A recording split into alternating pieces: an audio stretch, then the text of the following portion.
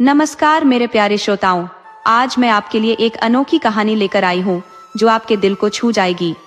तो बिना देर किए चलिए कहानी शुरू करते हैं। एक छोटे से गांव में सोहनलाल अपनी पत्नी सौंदर्य और 3 बेटों, एक बेटी के साथ खुशहाल जीवन व्यतीत कर रहा था। वक्त के साथ उसके तीनों बेटे शादी योग्य हो गए। सोहनलाल ने अपने बच्चों के लिए अच्छे परिवारों की खोज करके बेटों और बेटी की शादियां करवा दी।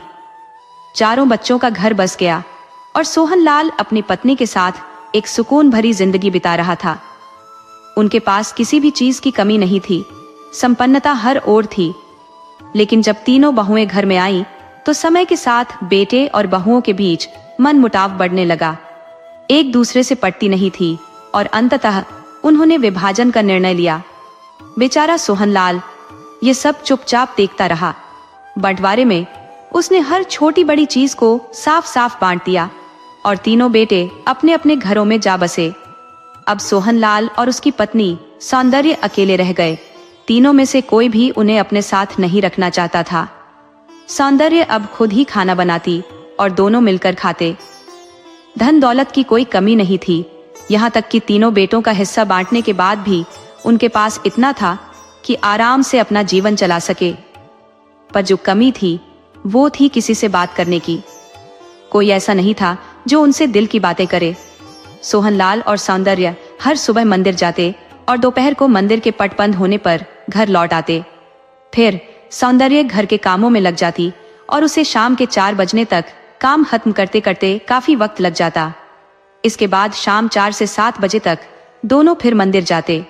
हालांकि मंदिर में पूजा करने नहीं, बल्कि अपनी गृहस्थी के बारे में बातें करने।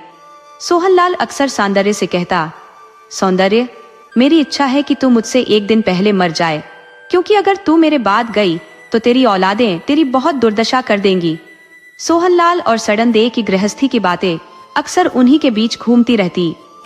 उनके 3 पुत्र थे और उन पुत्रों के भी 4-4 संतानों का बोझ उनके कंधों पर लदा था। परंतु यह सब सोहनलाल और उसकी पत्नी के लिए व्यर्थ ही प्रतीत होता था। एक रात जब सडनदेव सोने के लिए बिस्तर पर गई तो फिर कभी नहीं उठ सकी। सोहनलाल ने उसे कई बार पुकारा, पर कोई प्रतिक्रिया नहीं मिली। अंततः तीनों बहुएं और बेटे नीचे आए। सोहनलाल ने भारी दिल से कहा, तुम्हारी अम्मा अब हमारे बीच नहीं रही। बड़ी बहू ने निरपेक्ष स्वर में कहा, पिताजी, आखिर और कितनी उम्र तक जीवित रहती? 90 वर्ष की हो चुकी थी।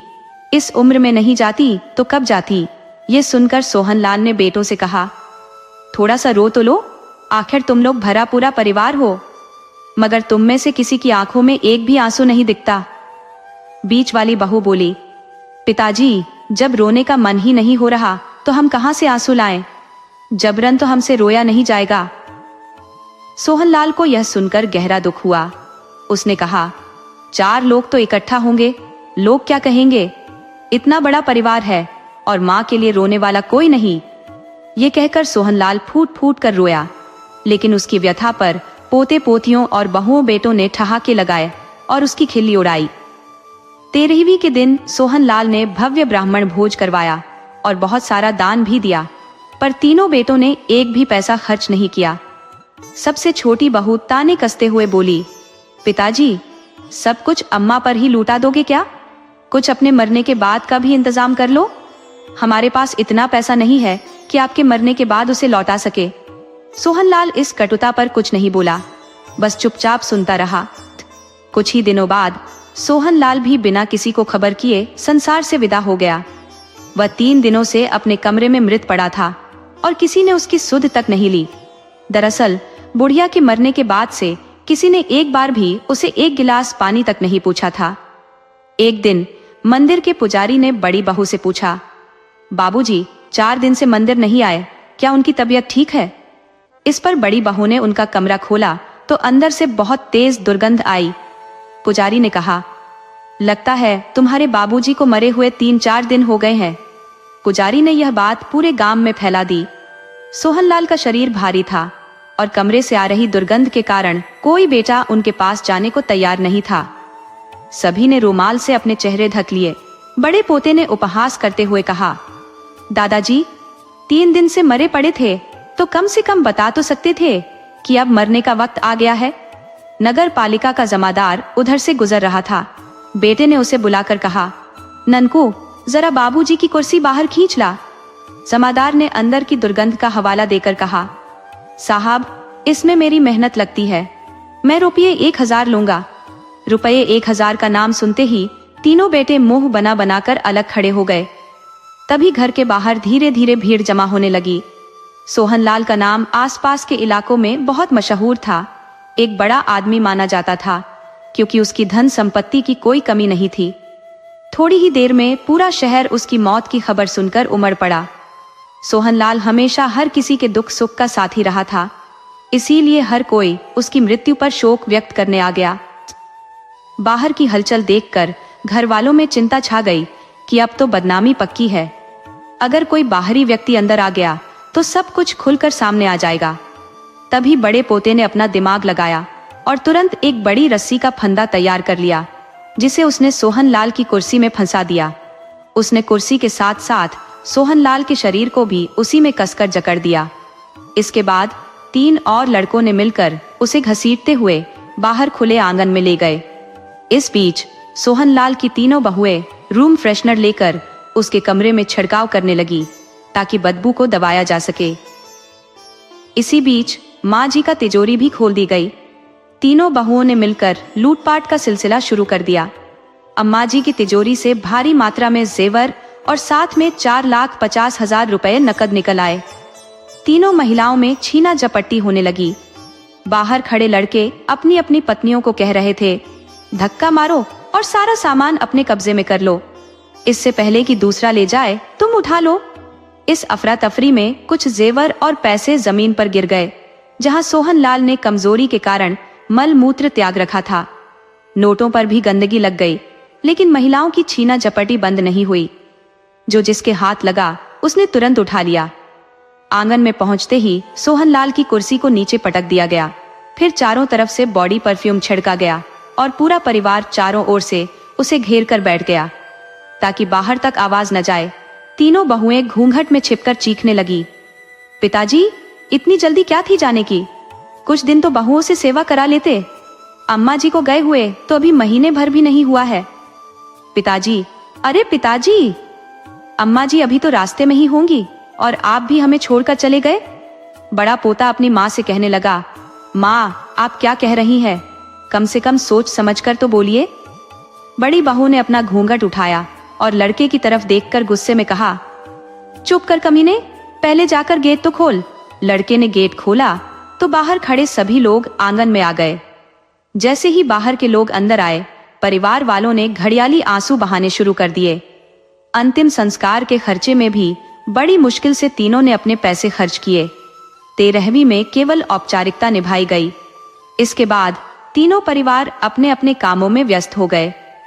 पिता द्वारा छोड़ा गया व्यापार जोर शोर से चल पड़ा और बड़े बेटे ने अपने तीनों बेटों और एक बेटी की शादी बड़े खानदानों में कर दी। सोहनलाल के 2 छोटे बेटे अब विदेशों में अपने बच्चों संग रहने लगे थे।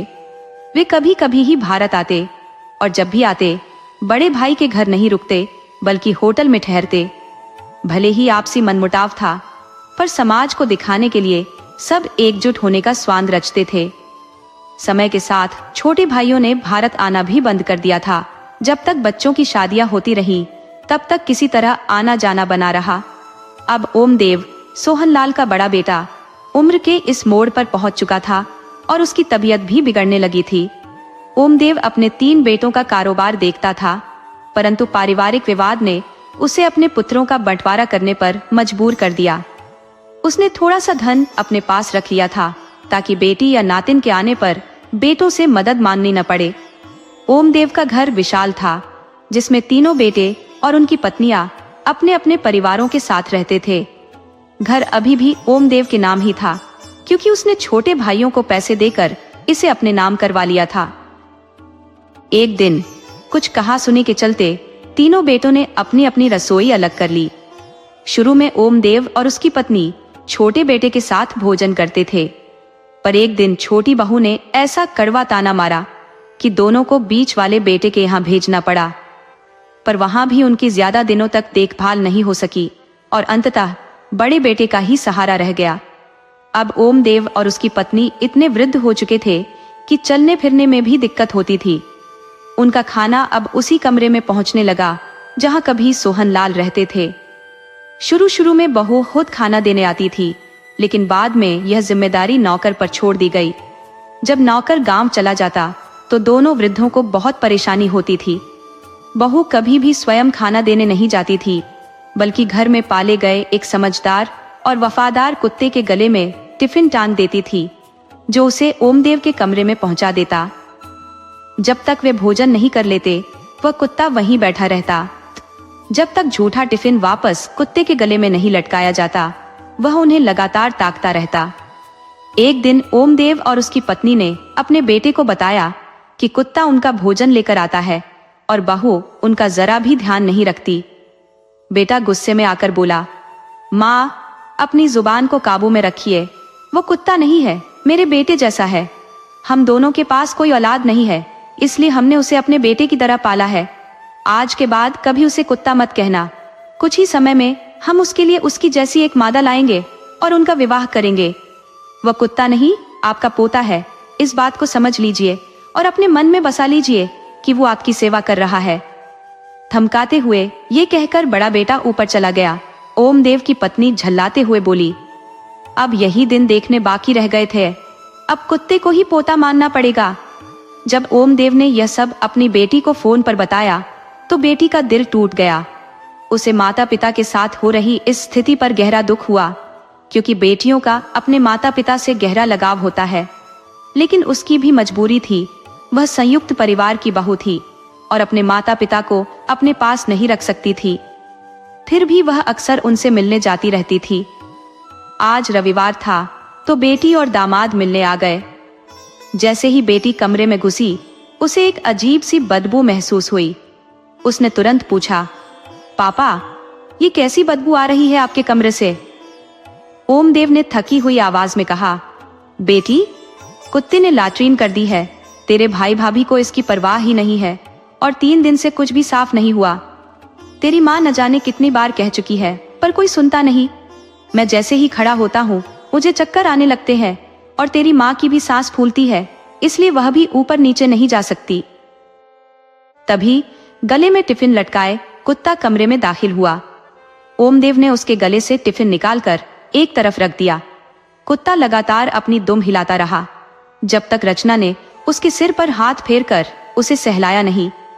ओमदेव ने कहा, बस ऐसे ही हर दिन हमारा खाना आता है।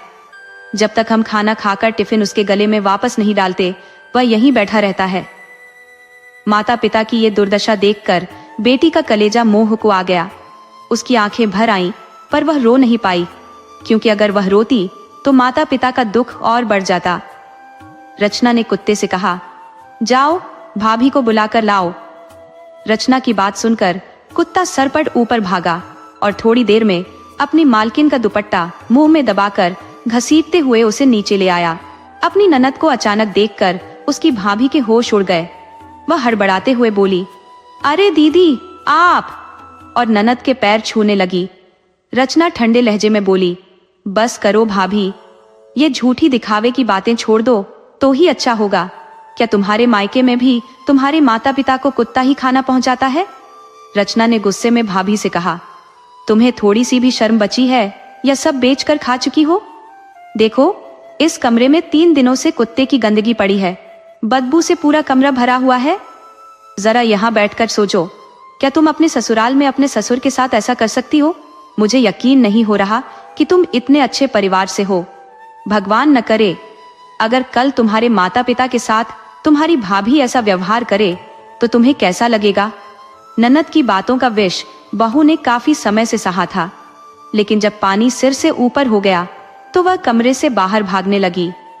उसी समय कुत्ते ने उसके पालतू को दबोच लिया, मानो कह रहा हो, इसको और सुनाओ। लेकिन बहू ने झटके से अपना कुर्ता छुड़ाया और बाहर चली गई।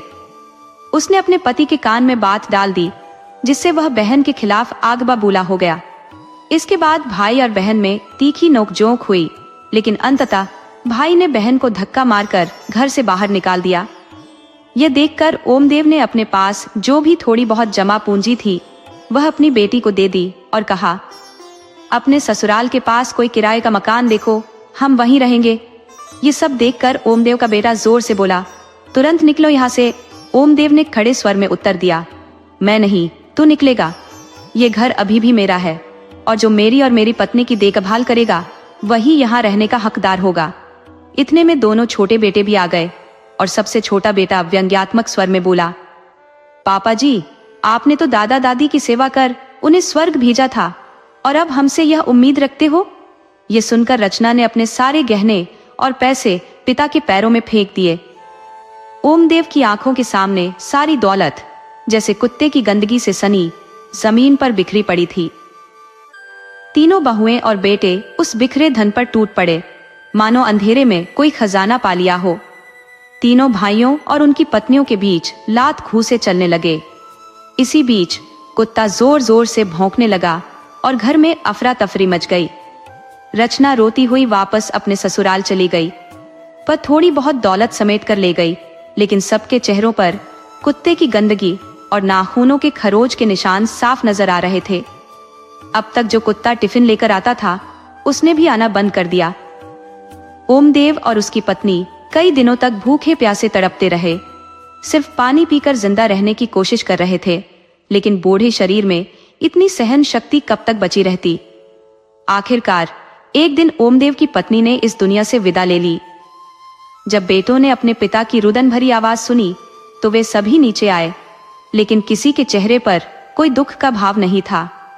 ओमदेव अपनी पत्नी के निर्जीव शरीर को पकड़े हुए फूट फूट कर रो रहा था और कह रहा था, कोई मेरी बेटी रचना को बुलाओ, कम से कम वही अपनी माँ के लिए रो लेगी। तुम लोग तो निर्दयी हो, अपनी माँ की मौत देखकर भी तुम्हारा दिल नहीं पसीज रहा है। बड़ी बहू ने ताने में कहा, पिताजी, यही बात दादाजी ने भी कही थी जब आपकी माँ मरी थी, हमसे कुछ छिपा नहीं है। तीनों बेटों ने मिलकर अपने पिता को कमरे में बंद कर दिया और माँ के अंतिम संस्कार से मुंह मोड़ लिया। बीच वाली बहू ने एक पत्र लिखा जिसमें उसने लिखा, मैं तुलसी देवी, पत्नी ओमदेव, अपनी मृत्यु से पहले अपने शरीर को दान करना चाहती हूँ। मेरा अनुरोध है कि मेरा मृत शरीर परिवार वालों को अंतिम संस्कार के लिए न दिया जाए। और फिर उसने अपने हस्ताक्षर कर दिए। पत्र पढ़कर परिवार के लोग बेहद खुश हो गए, मानो किसी ने कमाल कर दिया हो, जैसे उसने रुपए 20,000 बचा लिए हो। ओमदेव अपनी पत्नी का अंतिम संस्कार भी नहीं कर पाया। उसके बेटे और बहुओं ने खर्च बचाने के लिए उसकी माँ का मृत शरीर मेडिकल कॉलेज को दान कर दिया। उन्होंने रचना को इस बारे में सूचित तक नहीं किया। ओमदेव बस रोता रहा, चाहता था कि वह अपनी बेटी रचना को बुला सके, पर किसी ने उसकी एक न सुनी। 10 दिन बाद जब रचना को अपनी माँ की मृत्यु की खबर मिली तो वह फूट फूट कर रोने लगी। ओमदेव को अब अपनी पुरानी गलतियों का एहसास हो रहा था कि उसने अपने माता पिता के साथ जो किया था अब वही उसके साथ हो रहा है। वह अपनी पत्नी के जाने के बाद पूरी तरह अकेला पड़ गया था और उसकी तबीयत और भी बिगड़ती चली गई। जब भी बेटों और बहुओं को समय मिलता वे बासी रोटियां तोड़कर और उस पर थोड़ी दाल डालकर कटोरे में रखते और कमरे की चौखट पर खिसका देते। ओमदेव धीरे धीरे खिसकता हुआ चौखट तक जाता और वहीं बासी खाना खाकर अपनी भूख शांत करता। कभी शहर का एक रईस इंसान कहलाने वाला ओमदेव अब भिखारी जैसी जिंदगी जीने लगा था।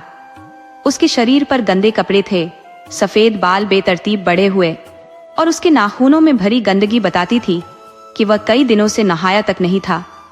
अगर वह खुद को आईने में देखता तो शायद खुद को पहचान भी न पाता। एक दिन रचना सुबह सुबह आई और उसने अपने तीनों भाइयों से कहा, मैं पापा को अपने साथ ले जा रही हूँ, लेकिन इससे पहले पूरे शहर को इकट्ठा करके बताना चाहती हूँ कि जिनकी जायदाद पर तुम ऐशो आराम की जिंदगी जी रहे हो वही पिता तुम्हारे घर में एक भिखारी की तरह जीवन जी रहा है। इसे जीना नहीं कहा जा सकता, ये तो घुट घुट कर मरने जैसा है। रचना की खरी खरी बातें सुनकर तीनों भाइयों की हालत खराब हो गई।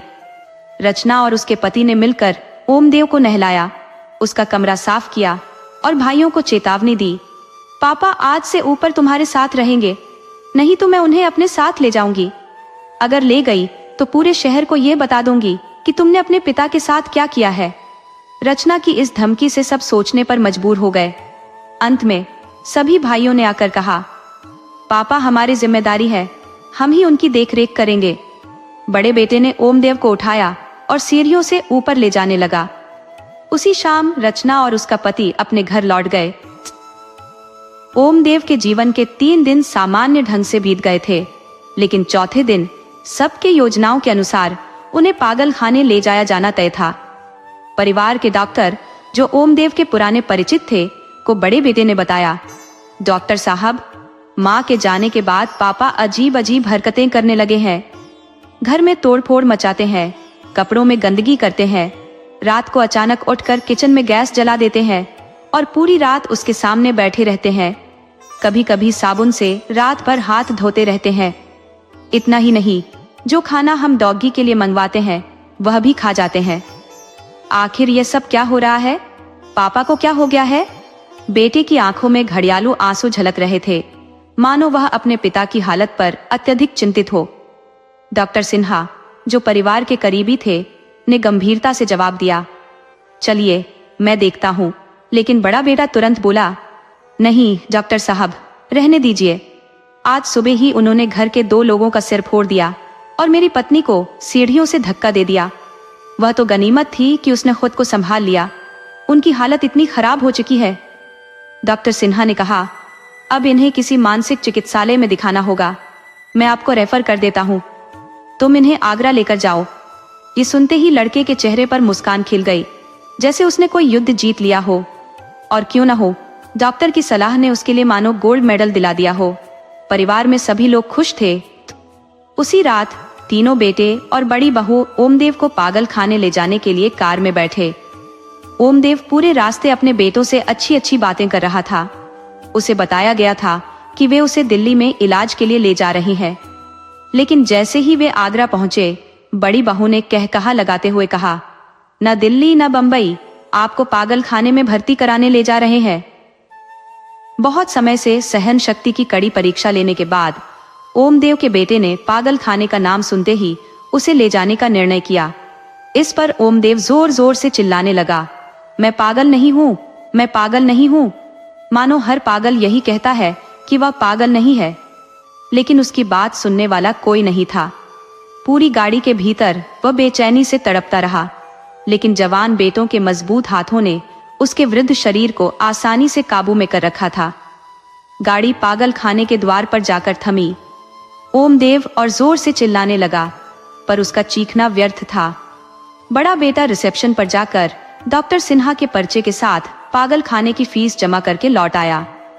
थोड़ी ही देर में 4-5 वार्ड बॉय आए और उन्होंने ओमदेव को मजबूती से पकड़ लिया।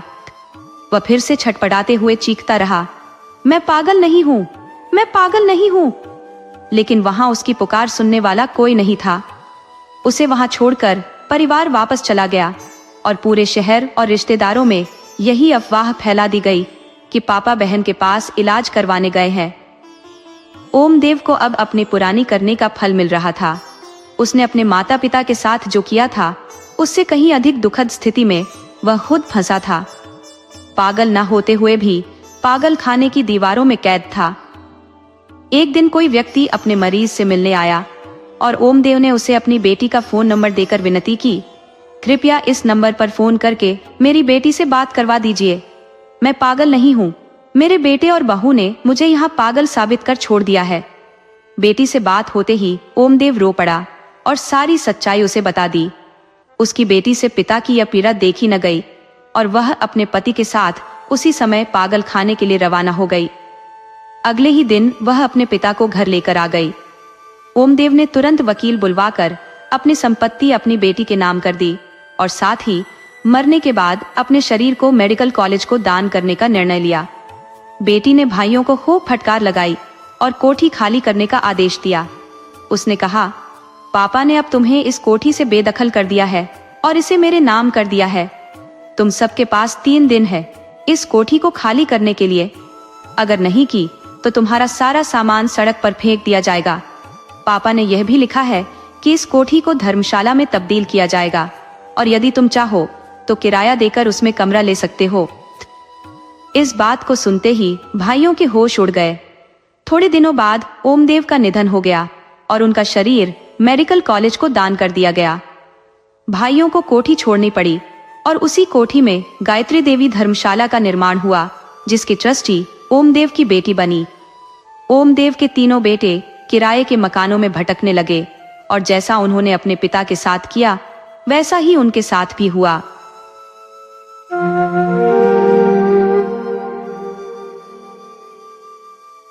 एक समय की बात है, एक छोटे से गांव में एक वृद्ध महिला रहा करती थी। उसके 3 बेटे थे और उसने तीनों की शादियां कर दी थी। अब उसके घर में 3 नई बहुएं आ चुकी थी। वह वृद्ध महिला भगवान की बड़ी भक्त थी। खास तौर पर कार्तिक मास में नियमित रूप से कार्तिक स्नान करती और भगवान विष्णु तथा माता लक्ष्मी को दूध, दही और मिठाई का भोग लगाती थी। इसके बाद वह अपनी बहुओं को भगवान का प्रसाद देती।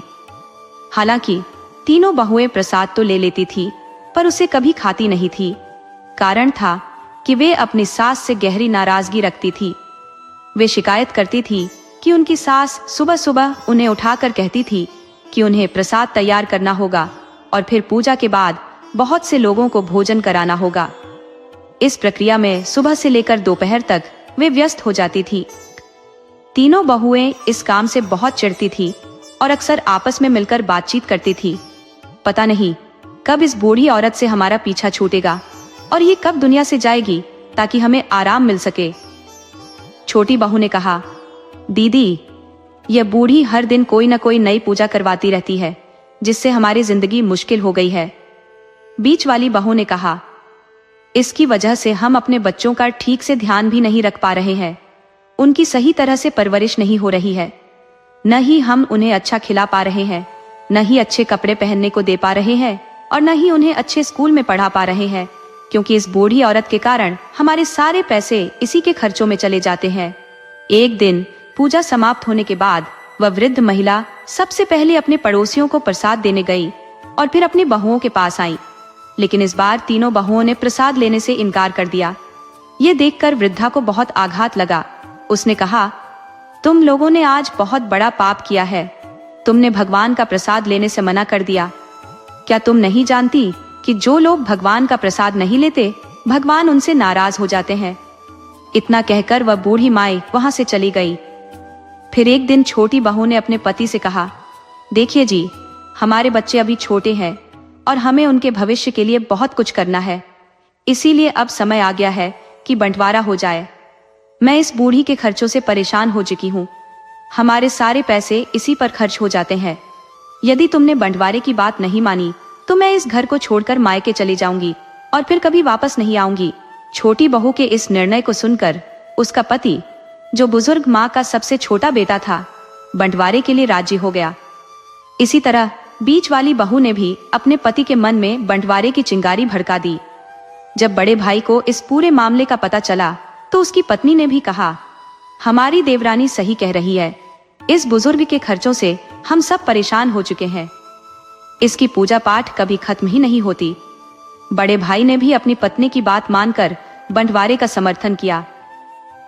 तीनों भाइयों ने अपनी माँ के सामने अपनी इच्छा जाहिर की कि वे अब बंटवारा चाहते हैं।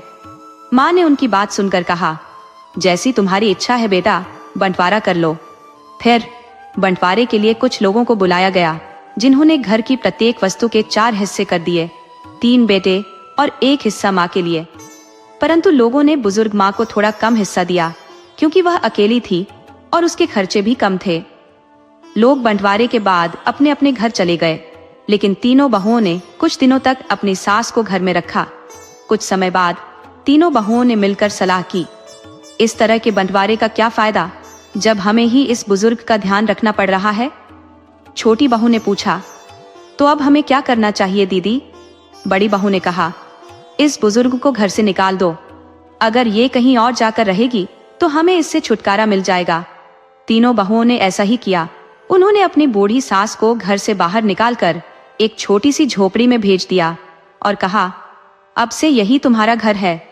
हमारे घर में तुम्हारी कोई जगह नहीं है। इतना कहकर वे तीनों बहुएं अपने घर लौट आईं। उनके बेटों ने भी अपनी पत्नियों से कोई सवाल नहीं किया कि उन्होंने अपनी माँ को झोपड़ी में क्यों रखा है। यह देखकर उस बुजुर्ग महिला का दिल टूट गया। उसकी आंखों से आंसू बहने लगे। वह सोचने लगी, क्या मैंने अपने बच्चों को इसी दिन के लिए पाला था कि आज वे मुझे बेगानों की तरह घर से निकाल देंगे?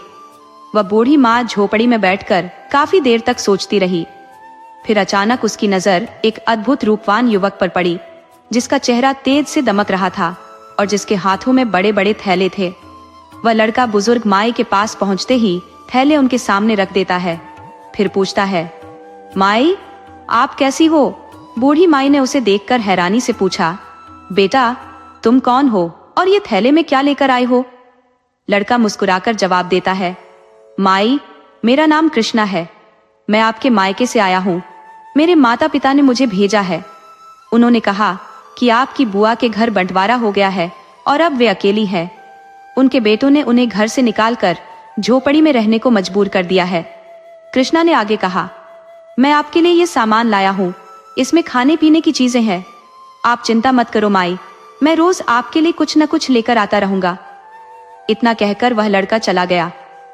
इधर बूढ़ी माई को भूख लगी थी तो उसने थैले खोले और उनमें से थोड़ा सा भोजन निकाला।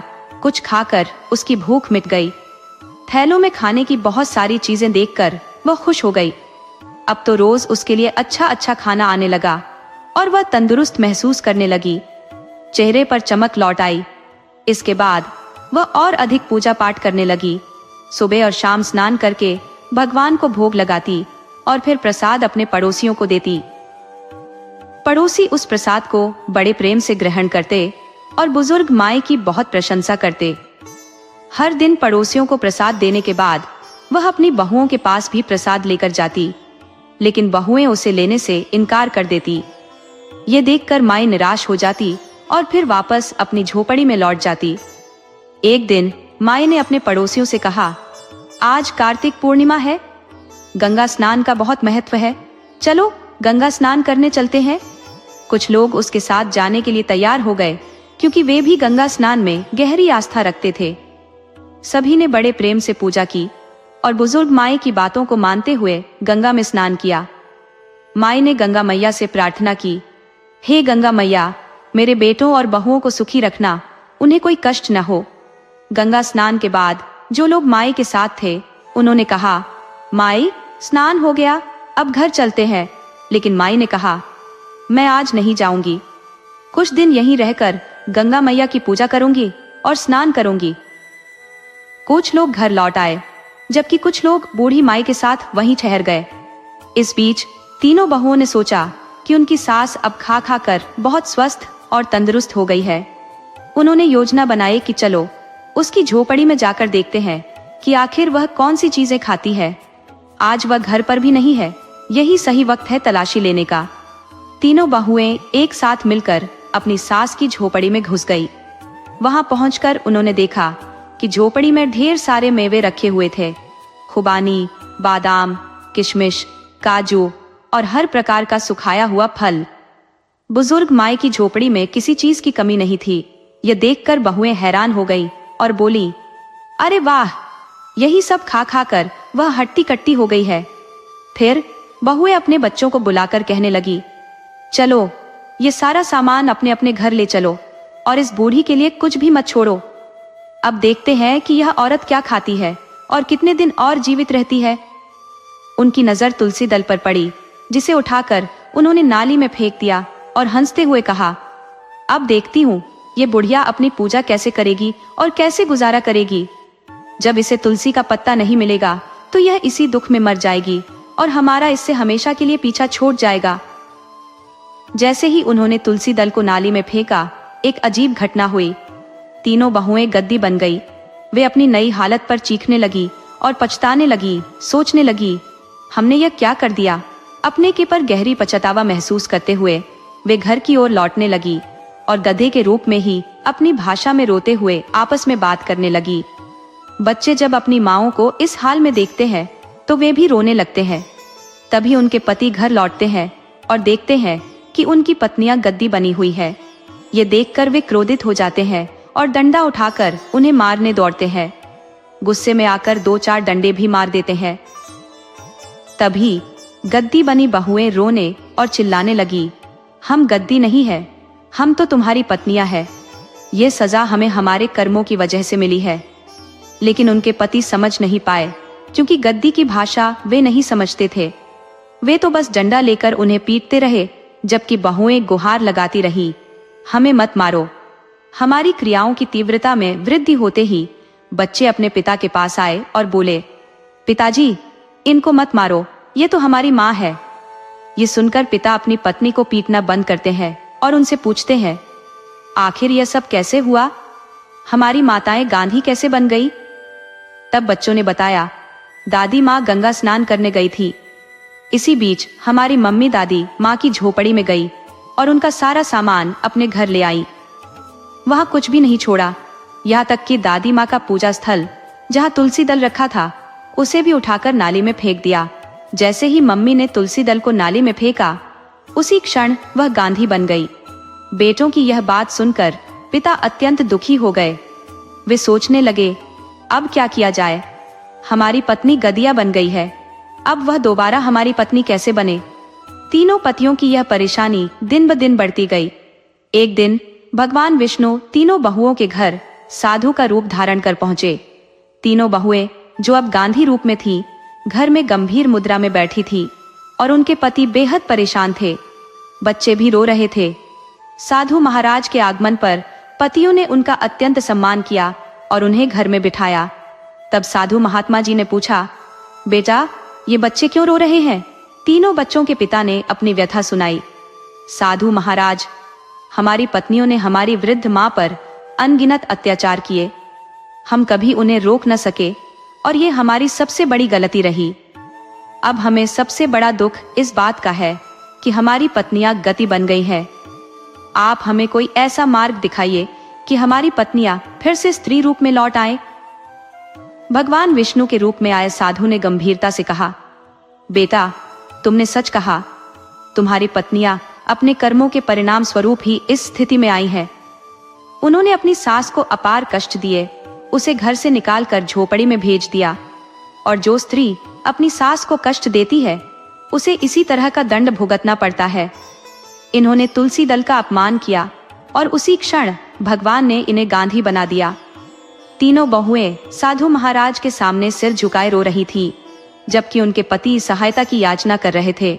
भगवान, कृपा करके हमें कोई मार्ग दिखाइए जिससे हमारी पत्नियां फिर से स्त्री रूप में लौट सके। साधु महाराज ने कहा, एक ही उपाय है। तुम्हारी बूढ़ी माँ जो गंगा किनारे स्नान कर रही है, उनके पास जाओ, उनके चरणों में गिरकर उनसे क्षमा मांगो और उन्हें पूरी सच्चाई बताओ कि उनकी बहुएं अब गांधी बन चुकी हैं। केवल वही इन्हें दोबारा स्त्री रूप दिला सकती हैं। तीनों बेटे गंगा किनारे पहुंचे और अपनी माँ को खोजने लगे। जैसे ही उन्हें अपनी वृद्ध माँ मिली, वे उनके चरणों में गिर पड़े और क्षमा याचना की। माँ, हमारी पत्नियों ने आपको बहुत कष्ट दिया। हमने उन्हें कभी रोका नहीं, लेकिन अब उन्हें उनके कर्मों की सजा मिल चुकी है। कृपया उन्हें माफ कर दीजिए।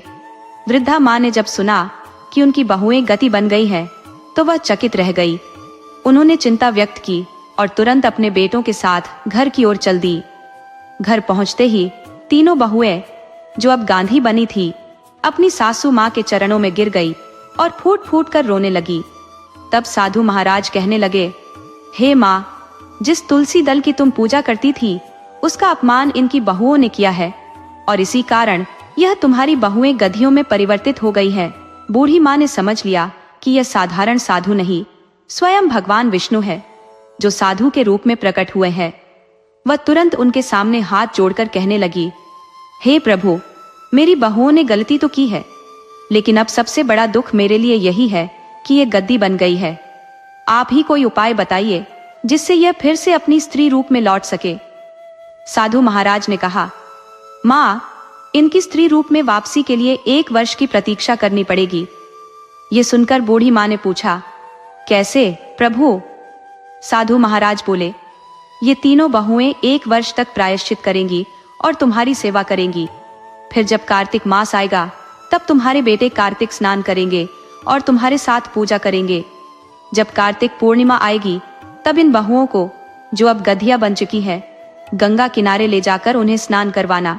गंगा जल हाथ में लेकर भगवान का ध्यान करना और प्रार्थना करना कि ये बहुएं फिर से स्त्री रूप में आ जाएं। तब भगवान इन्हें पुनः स्त्री रूप प्रदान करेंगे। इतना कहने के बाद साधु, जो स्वयं विष्णु भगवान थे, अंतर्ध्यान हो गए। गांव के लोगों को यह समाचार मिला कि बूढ़ी माँ की बहुएं गधिया बन गई है और पड़ोसियों को इस पर खुशी हुई। वे उन बहुओं से मिलने आए और ताना मारते हुए बोले, देखो, तुम्हें अपने कर्मों का फल मिल गया। तुमने अपनी सास के साथ अन्याय किया और अब इसका परिणाम भुगत रही हो। बहुएं, जो अब अपने कर्मों के दंड को भोग रही थी, कुछ न कह सकी। वे प्रायश्चित में लगी रहीं और धीरे धीरे समय बीतता गया। 1 साल के बाद कार्तिक का महीना आ पहुंचा और इस बीच तीनों बेटे अपनी बूढ़ी माँ की सेवा में लगे रहे। कार्तिक के पावन महीने में तीनों पुत्र अपनी माता संग गंगा स्नान करते और पूजा अर्चना में लीन होते हैं। जब कार्तिक की पूर्णिमा का शुभ समय आता है, तब वह वृद्धा माँ अपने तीनों बहुओं और अन्य परिजनों को साथ लेकर गंगा किनारे पहुंचती है। वह सभी गंगा स्नान करते हैं। पुत्र और वे बहुएं जो कुछ समय पूर्व गति प्राप्त कर चुकी थी। स्नान के पश्चात वह बूढ़ी माँ अपने पुत्र के साथ मिलकर विधिवत पूजा करती है। अपने हाथों में पवित्र गंगा जल उठाकर भगवान विष्णु और माता लक्ष्मी का ध्यान करती है और प्रार्थना करती है, हे प्रभु, यदि मैंने आपके प्रति सच्चे मन से भक्ति की है तो मेरी बहुएं जो गति प्राप्त कर चुकी है, उन्हें पुनः स्त्री स्वरूप प्राप्त हो जाए। यह कहकर वह पूर्णिमा के दिन गंगा जल के कुछ छींटे तीनों बहुओं पर छिड़कती है। आश्चर्यजनक रूप से वे बहुएं तुरंत ही अपने स्त्री रूप में लौट आती है। जब वे पुनः अपना स्त्री स्वरूप पाती है तो वे अपनी सासू माँ के चरणों में गिर जाती है और विनम्रता से क्षमा मांगती है। माँ, हमें क्षमा कर दीजिए, अब हमें आपके चरणों में ही पड़ा रहने दीजिए। हम अपनी गलती का प्रायश्चित करना चाहती है। उस पल उनकी सास उन्हें स्नेहपूर्वक अपने हाथों से उठाती है और अपने गले से लगाते हुए कहती है, प्यारी बहुओं, जो सुबह भटक जाए, अगर शाम को घर लौट आए तो उसे माफ कर देना चाहिए। जब व्यक्ति अपने गलत कर्मों से सीख लेकर सुधर जाता है तो उसके जीवन में एक नया अध्याय शुरू हो जाता है। उसकी पुरानी गलतियों को भुलाकर उसे दूसरा अवसर दिया जाता है। सास अपनी बहुओं से कहती है, तुमने जो किया उसे भूल जाओ, चलो मेरे साथ घर लौट चले। फिर वे तीनों बहुएं अपने पतियों के साथ सासू माँ के साथ घर लौट आती है। घर पहुंचकर वे बहुएं अपनी सास की दिल से सेवा करने लगती है। दिन रात उनकी देखभाल करती है और उनके पैरों की सेवा भी करती है। यह कहानी उन 3 औरतों की है जो अपने कर्मों के कारण भटकी, परंतु अंततः अपनी गलतियों को पहचान कर सही मार्ग पर लौट आई। इससे यह सिद्ध होता है कि जो संतान अपने माता पिता की सेवा नहीं करती, उनका सम्मान नहीं करती, उन्हें घर से बाहर निकाल देती है, उसे अपने कर्मों का कड़ा फल भुगतना पड़ता है। वृद्धावस्था में माता पिता को अपने बच्चों की सबसे अधिक आवश्यकता होती है, और जब वही बच्चे अपने बूढ़े माँ बाप को घर से निकालते हैं तो यह सबसे बड़ा पाप होता है। वे यह भूल जाते हैं कि उनके भी बच्चे हैं और जो कर्म वे आज अपने माता पिता के साथ कर रहे हैं, वही उनके साथ भी भविष्य में हो सकता है। लोग इस सत्य को जानते हैं पर सोचते नहीं और अपने माता पिता के साथ दुर्व्यवहार करते हैं। इसका परिणाम यह होता है कि जब वही बुढ़ापा उनकी जिंदगी में आता है तो उन्हें भी उसी तरह के व्यवहार का सामना करना पड़ता है।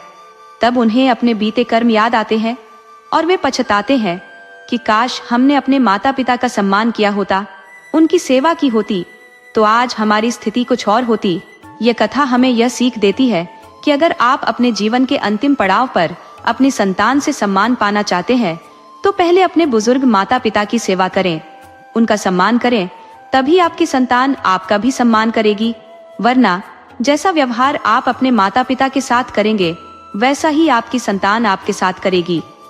यही विधि का विधान है, यही ईश्वर का नियम है और यही कुदरत का न्याय है।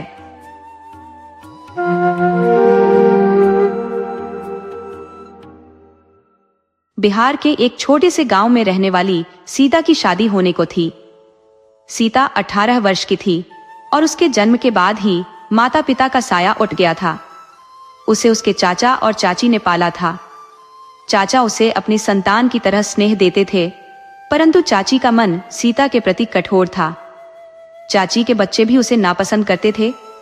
शायद इसी कारणवश चाचा सीता का विवाह शीघ्रता से करना चाहते थे, परंतु विवाह के दिन वर पक्ष की बारात नहीं पहुंची। सारा आयोजन धरा का धरा रह गया। जब चाचा ने खोजबीन की तो मालूम हुआ कि लड़के ने शहर में दूसरी शादी रचाई थी और अब गांव आने से मना कर दिया था। इस घटना के बाद क्रोध से तमतमाई चाची ने सीता को घर से बाहर निकाल दिया और तिरस्कार पूर्वक कहा कि उसकी परछाई भी अब उनके बच्चों पर न पड़े। चाचा ने बहुत चाहा कि सीता की सहायता कर सके, परंतु चाची के आगे उनकी एक न चली। वे विवश थे और सीता के लिए कुछ कर पाने में असमर्थ। सीता अत्यंत सुंदर थी, परंतु इन हालातों से उसका मन बेहद दुखी हो गया था। उसे यह भी समझ नहीं आ रहा था कि वह अब किस ओर जाए। वह बार बार चाची के चरणों में गिरकर छत के नीचे रहने की विनती करती रही, परंतु चाची ने निर्दयता से उसका मुंह बंद कर दिया और द्वार बंद कर लिया।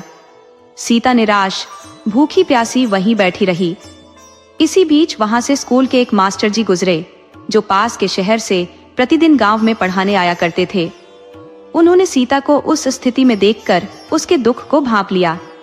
मास्टर जी ने पूछा, बेटी तुम यहाँ इस तरह क्यों बैठी हो और यह शादी का जोड़ा भी पहन रखा है? ये सुनते ही सीता के आंसू बह निकले और उसने अपने मन की समस्त पीड़ा मास्टर जी को बता दी।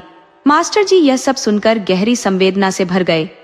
उन्होंने कोमल स्वर में कहा, सीता चलो मेरे साथ चलो। मास्टर जी के प्रति सीता का आदर भाव गहरा था, क्योंकि वह उनकी प्रिय शिष्या रही थी। 9वीं कक्षा तक उसने पढ़ाई की थी, परंतु फिर उसकी चाची ने उसे घरेलू कामों में उलझा दिया। मास्टर जी ने आश्वासन देते हुए कहा, चलो बेटा मेरे घर चलो, वहां तुम्हें सुकून मिलेगा। लेकिन सीता ने निराश मन से कहा, नहीं मास्टर जी, मैं तो दुर्भाग्य लेकर पैदा हुई हूँ। मेरे जन्मते ही माँ बाप का साया उठ गया। मेरी वजह से चाची को भी बहुत दुख झेलना पड़ा।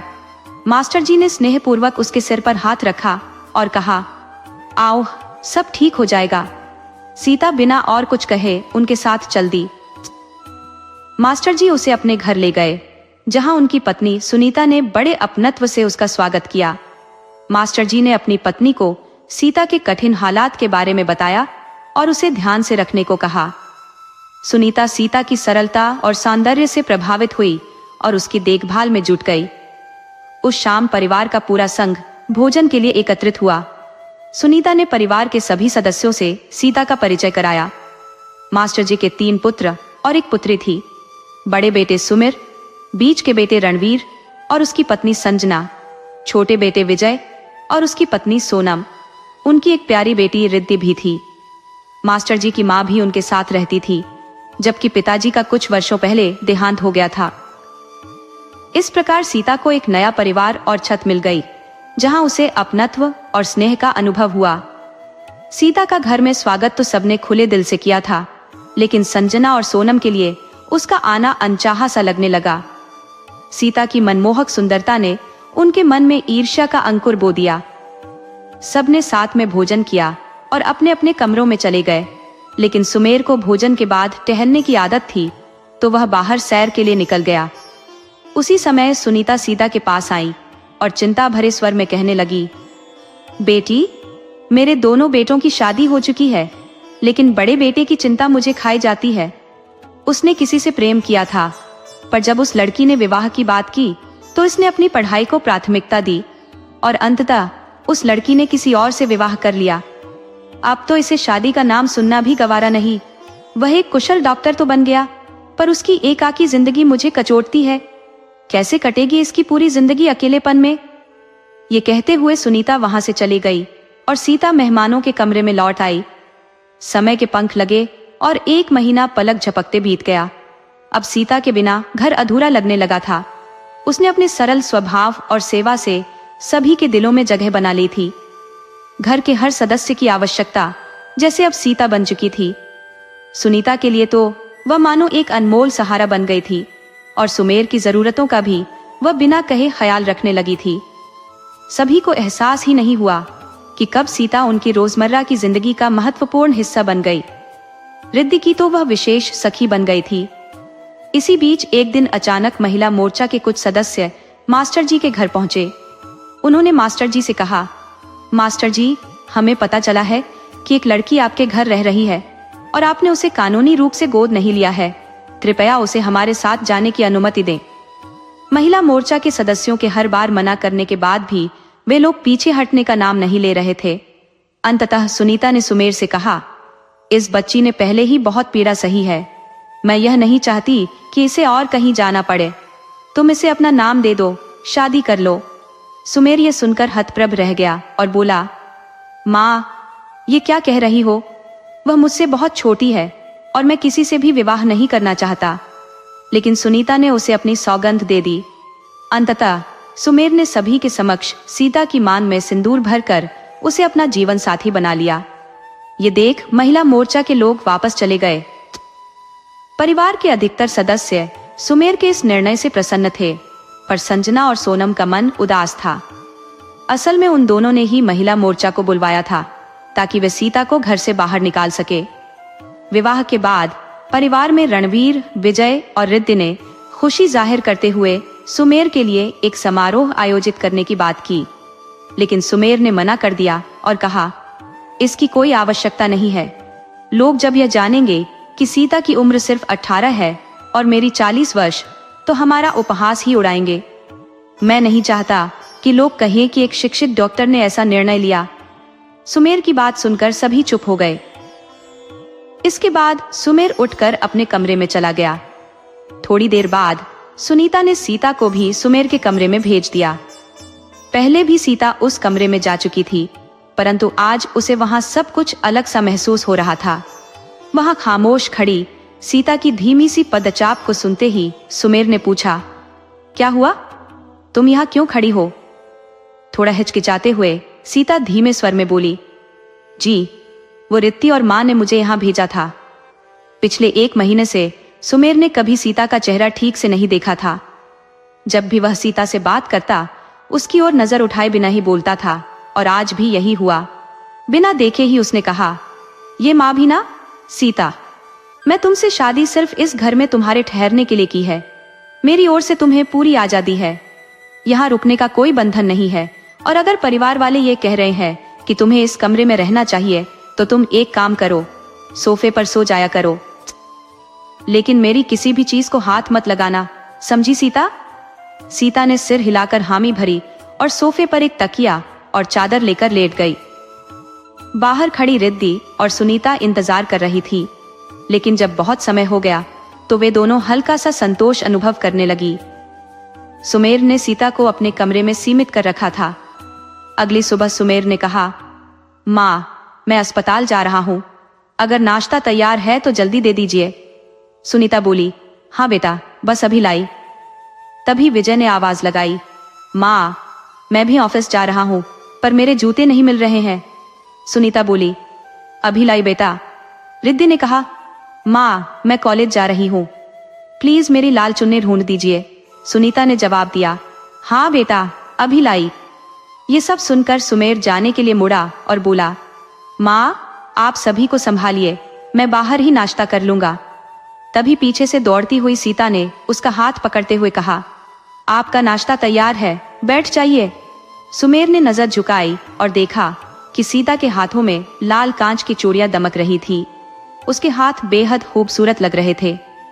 सुमेर चुपचाप बैठकर नाश्ता करने लगा। नाश्ता खत्म करने के बाद सुमेर उठकर जाने लगा। तभी पीछे से सुनीता ने आवाज दी, बेटा सुनो, सीता को भी साथ ले जाओ। सुमेर ने हैरानी से पूछा, सीता को क्यों? सुनीता ने समझाते हुए कहा, बेटा, सीता के पास पुराने कपड़े हैं, तुम उसे कुछ नए कपड़े और सजने संवरने की चीजें दिला दो। अभी तो संजना ने अपने कपड़े दिए हैं पहनने के लिए, लेकिन रोज किसी के कपड़े पहनना अच्छा नहीं लगता। नई नई शादी हुई है तो अच्छे कपड़े होने चाहिए। सुमेर ने कहा, माँ, लेकिन मैं तो अस्पताल जा रहा हूँ। इस पर सुनीता बिना कुछ कहे वहां से चली गई। उसने तय कर लिया था कि सीता और सुमेर को साथ भेजेगी। थोड़ी देर बाद सीता बाहर आकर सुमेर की गाड़ी के पास खड़ी हो गई। सुमेर के मन में माँ के प्रति खासी नाराजगी थी, और इस नाराजगी का हिस्सा सीता को भी झेलना पड़ा। हालांकि उसने कुछ कहे बिना ही सीता को अपने साथ ले लिया, लेकिन उसे पीछे की सीट पर बैठने को कहा। अस्पताल पहुंचते ही उसने कहा, तुम कुछ देर यहीं गाड़ी में रुकना, मैं अपना काम निपटा कर आता हूँ। सीता ने सहमति में सिर हिलाया। कुछ समय बाद जब सुमेर वापस गाड़ी के पास आया तो उसकी नजर सीता पर पड़ी, जो खिड़की पर सिर टिकाए सो रही थी।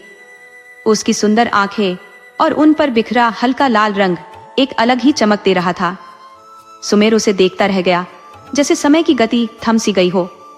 इसी बीच एक भिखारी आया और खाने के लिए कुछ मांगने लगा। सीता की नींद खुली और उसने धीरे से सुमेर की ओर देखा। सुमेर ने जेब से कुछ पैसे निकालकर उस आदमी को दे दिए। सुमेर भी किसी हीरो से कम नहीं लगता था। 6 फुट की लंबाई, गोरा रंग और आकर्षक व्यक्तित्व। इसके बाद सुमेर ने गाड़ी में बैठते ही गाड़ी मॉल की ओर मोड़ दी। मॉल के पास पहुंचकर वह बोला, उतरो, मॉल आ गया। लेकिन सीता ने संकोच के साथ कहा, हमें कुछ नहीं चाहिए, मॉल में जाने की कोई जरूरत नहीं है। सुमेर ने यह सुनकर गुस्से से कहा, तो माँ से मना क्यों नहीं किया? क्यों आई हो? सीता ने धीमे स्वर में जवाब दिया, हम तो आपकी खुशी के लिए आए हैं। यह सुनकर सुमेर चौंका और थोड़ा तीखे स्वर में बोला, क्या कहा? जरा फिर से कहना। सीता ने हल्की सी मुस्कान के साथ कहा, कुछ नहीं। फिर वह गाड़ी से बाहर आकर बोली, चलिए चलते हैं। उनके सामने खड़े होकर दोनों की नजरें टकराईं और एक पल के लिए दोनों ने एक दूसरे को देखा। सुमेर ने जल्द ही अपनी नजरें हटा ली और आगे बढ़ गया। सीता वहीं ठहरी, सोचते हुए कि शायद आज पहली बार सुमेर ने उसे सही से देखा है। तभी सुमेर ने गुस्से में आवाज लगाई, अब चलोगी या उठाकर ले जाना पड़ेगा? सीता उसकी आवाज सुनकर तुरंत उसके पास आई और दोनों मॉल के भीतर चले गए। सुमेर ने सीता के लिए कपड़े और अन्य आवश्यक सामान खरीद दिया और अब दोनों घर की ओर लौट रहे थे। रास्ते में एक चाट का ठेला दिखा, जिस पर सीता की नजर पड़ते ही वह खुशी से चिल्ला उठी, चाट। सुमेर ने उसकी आवाज सुनकर गाड़ी रोक दी और हल्की मुस्कान के साथ बोला, थोड़ा धीरे बोलो सीता। संकोच में डूबी सीता ने कहा, मुझसे गलती से निकल गया। फिर उसने थोड़ा रुककर अपने बचपन की यादें साझा की।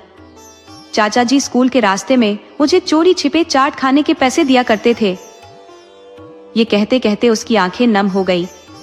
उसने जल्दी से आंसू पोंछते हुए कहा, हमें अब चलना चाहिए, माँ इंतजार कर रही होगी। सुमेर उसकी भावुकता को समझते हुए बिना कुछ कहे चाट वाले के पास गया, एक प्लेट चाट खरीदी और मुस्कुराते हुए उसे सीता के हाथों में दे दिया। उसने कहा, अगर आगे भी तुम्हें किसी चीज की जरूरत हो तो मुझे कह सकती हो। सुमेर की इस बात में सीता को अपनेपन की गहरी अनुभूति हुई। चाट खाते वक्त सीता ने धीरे से पूछा, आपने अपने लिए नहीं लिया? क्या आप मेरे साथ थोड़ी खाएंगे?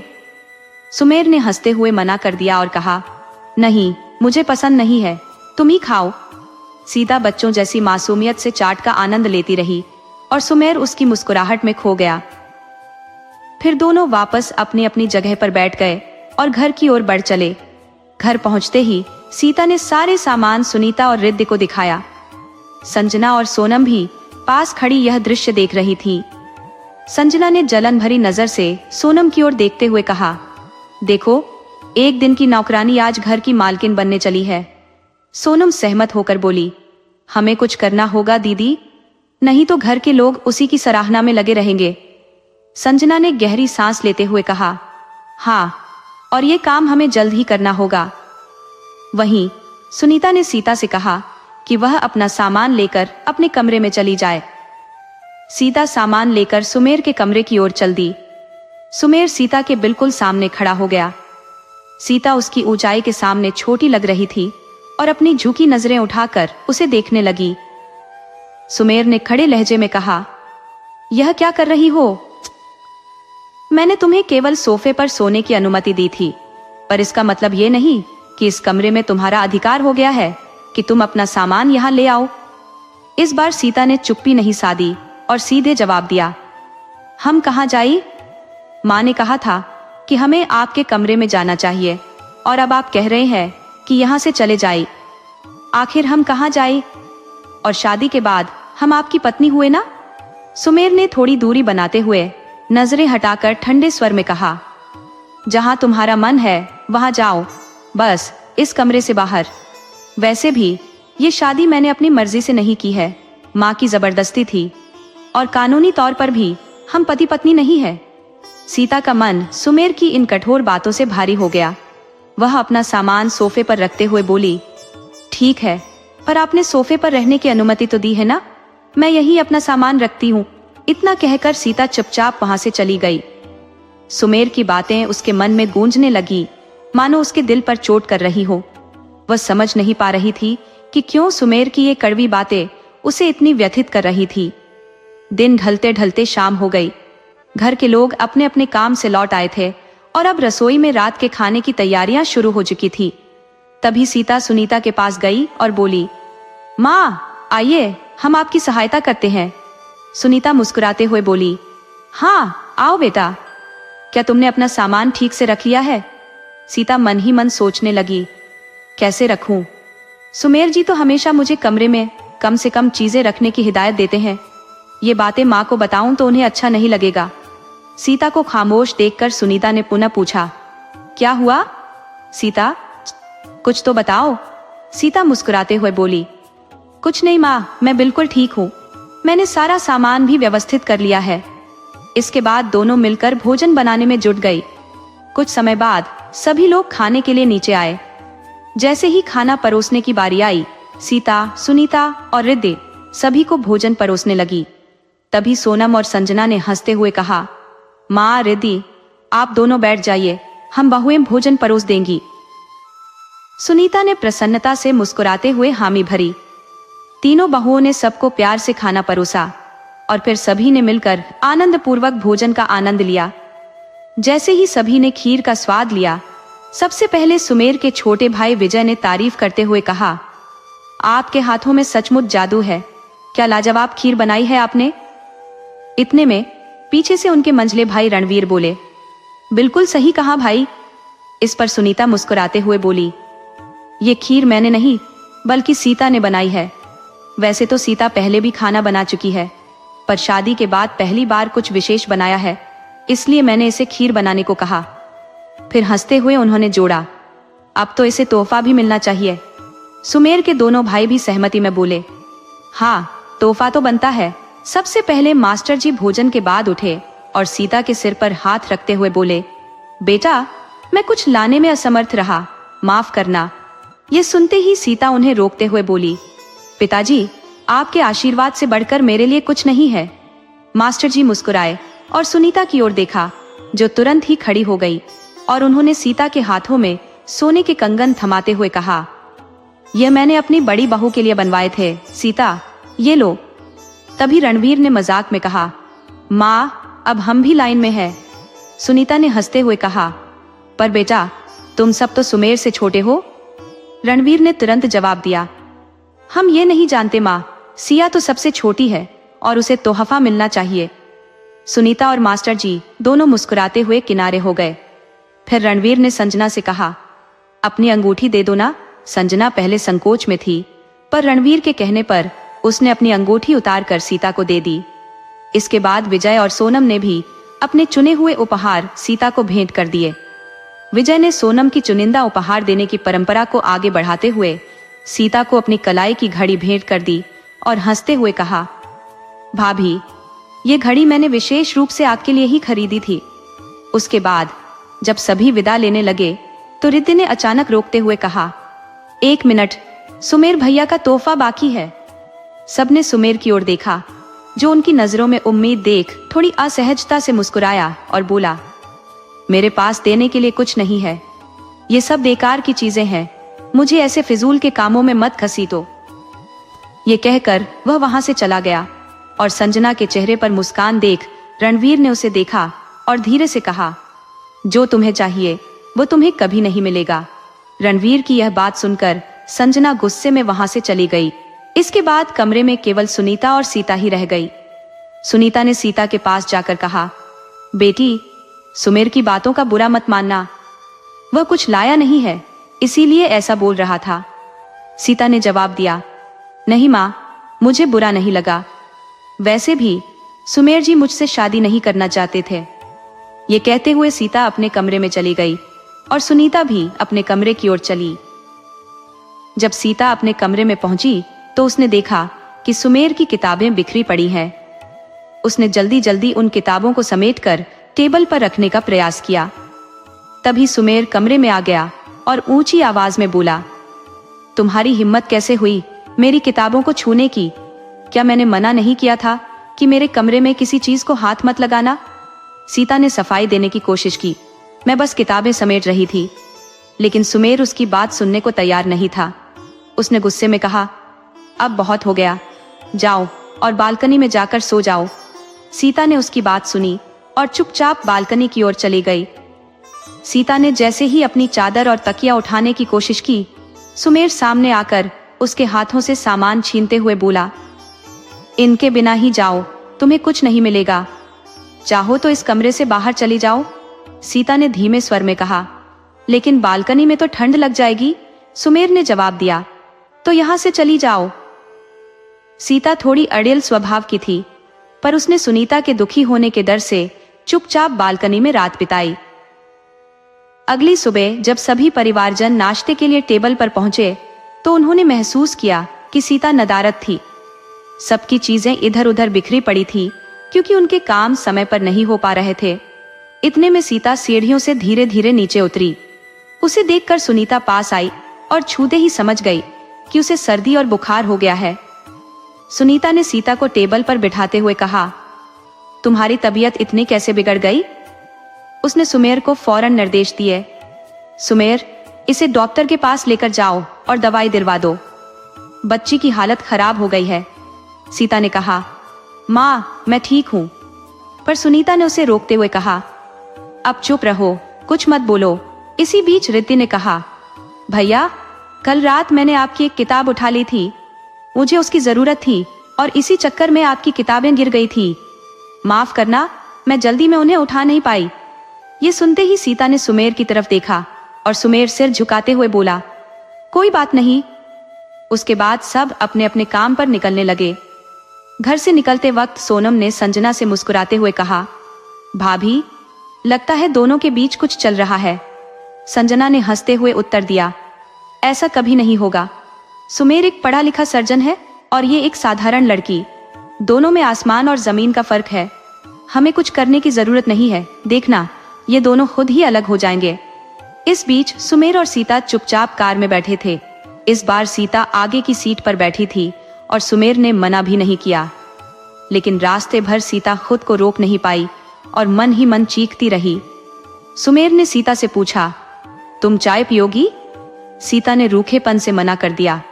सुमेर फिर बोला, चाय पीने से तुम्हारी छींक थोड़ी रुक जाएगी। उसकी बातों से सीता की झुंझलाहट बढ़ गई। उसने गुस्से में कहा, गाड़ी रोको। सुमेर ने हैरान होकर पूछा, क्यों? सीता ने दृढ़ता से कहा, क्योंकि मैंने कहा है, नहीं तो मैं चलती गाड़ी से कूदकर खुदकुशी कर लूंगी।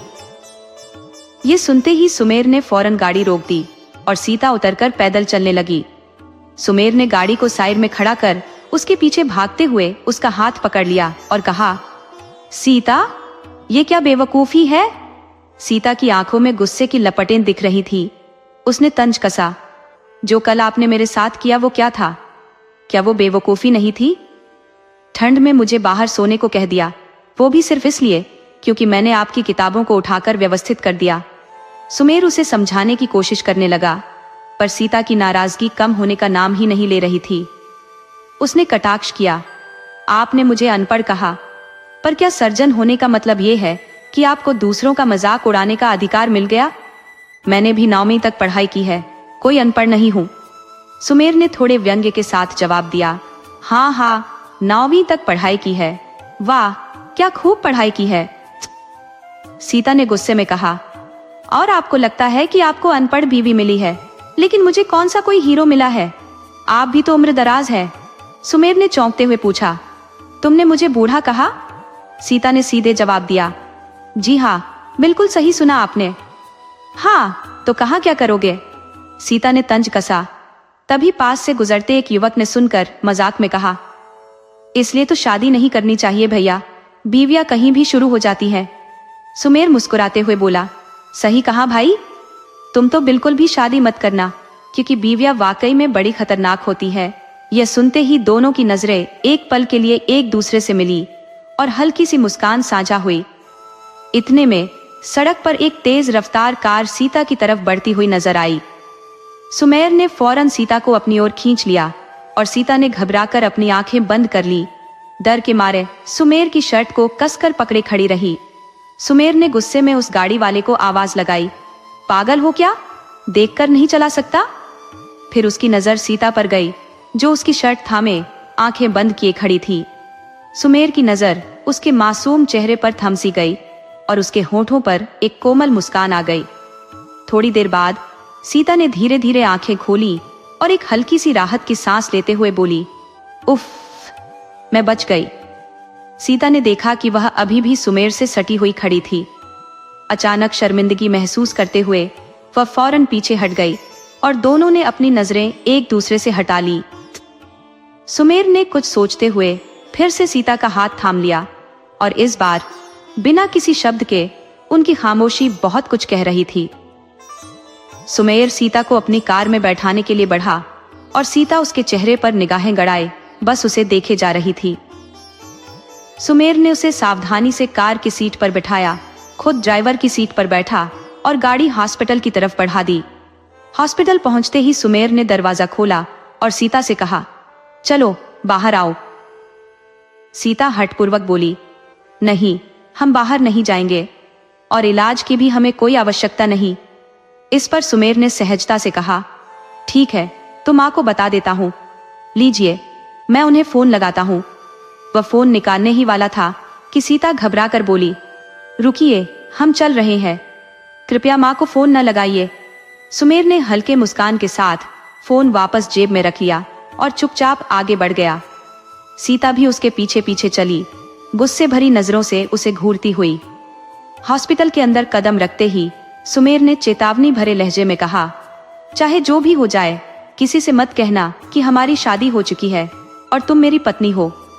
सीता ने तंज करते हुए जवाब दिया, हाँ, हमें मालूम है कि आप हमें अपनी पत्नी नहीं मानते और गंवार समझते हैं। हमें अपनी पत्नी बुलाने में आपको शर्म महसूस होती होगी, यह भी हम समझ सकते हैं। उसी समय एक युवा जूनियर डॉक्टर नमिता वहां आई और सुमेर को गुड मॉर्निंग कहकर उसकी निगाहें सीता पर ठहर गई। उसकी दृष्टि को ऐसे सीता पर टिके देखकर सुमेर स्वयं ही बोल पड़ा, ये हमारी मेहमान है, इनकी तबीयत थोड़ी नासाज है, इन्हें प्रियंका मैम के पास ले जाओ, इन्हें बुखार भी है, उसकी जांच कर लेना। इतना कहकर सुमेर वहां से चला गया। उसके बाद नमिता ने हल्की मुस्कान के साथ कहा, मेरा नाम नमिता है और मैं यहाँ जूनियर डॉक्टर हूँ। सीता ने भी विनम्रता से जवाब दिया, जी, मेरा नाम सीता है। सीता कुछ और कहना चाह रही थी, परंतु तभी नमिता ने कहा, वैसे सीता जी, आप बहुत आकर्षक है, आपकी ओर से नजरें हटाना तो कठिन ही है। आपने सिंदूर और मंगलसूत्र पहना हुआ है, इसका मतलब आपकी शादी हो चुकी है। सीता की आंखों में हल्की उदासी झलक आई, मन में ढेरों विचार उमड़ने लगे। थोड़ी देर बाद उसने नमिता की ओर देखते हुए कहा, जी, हमारी शादी हो चुकी है। नमिता मुस्कुराते हुए बोली, फिर तो आपके पति की नजर हर समय आप पर टिकी रहती होगी, है ना? कितना प्यार करते होंगे वो आपसे। ये सुनते ही सीता ने दूर खड़े सोमेश की ओर एक नजर डाली और धीमे स्वर में कहा, हर चीज उतनी सुंदर नहीं होती जितनी दिखती है, और तुम भी तो खूबसूरत हो, पढ़ी लिखी हो, खुद के पैरों पर खड़ी एक आत्मनिर्भर महिला हो, यह भी कम आकर्षक नहीं है। फिर एक पल रुककर उसने नमिता से कहा, लेकिन काम पर ध्यान देना भी जरूरी है, नहीं तो तुम्हें डांट पड़ सकती है, क्योंकि तुम काफी देर से मुझसे बातें कर रही हो। नमिता खिलखिलाकर हंस पड़ी और बोली, आपने बिल्कुल सही कहा, पर क्या करूं, आदत से मजबूर हूं, हर बार बातों में खो जाती हूं। उसने फिर कहा, चलो मैं आपको मैनम के पास ले चलती हूं। रास्ते में चलते चलते नमिता कुछ न कुछ बोलती रही और फिर उसने उत्सुकता से पूछा, सीता जी, आपको पता है, पूरे अस्पताल में सुमेर सर की सबसे फेवरेट प्रियंका मेनम है। लोग तो कहते हैं कि दोनों के बीच कुछ खास रिश्ता है, शायद इसलिए कि दोनों ने शादी नहीं की। यह सुनते ही सीता के कदम ठिठक गए और वह कहीं खो सी गई। तब नमिता ने उसे टोका, अरे क्या हुआ, चलो ना। धीरे धीरे दोनों प्रियंका के केबिन तक पहुंच गई। वहां पहुंचकर नमिता ने फुसफुसाते हुए कहा, लो सीता जी, हम आ गए।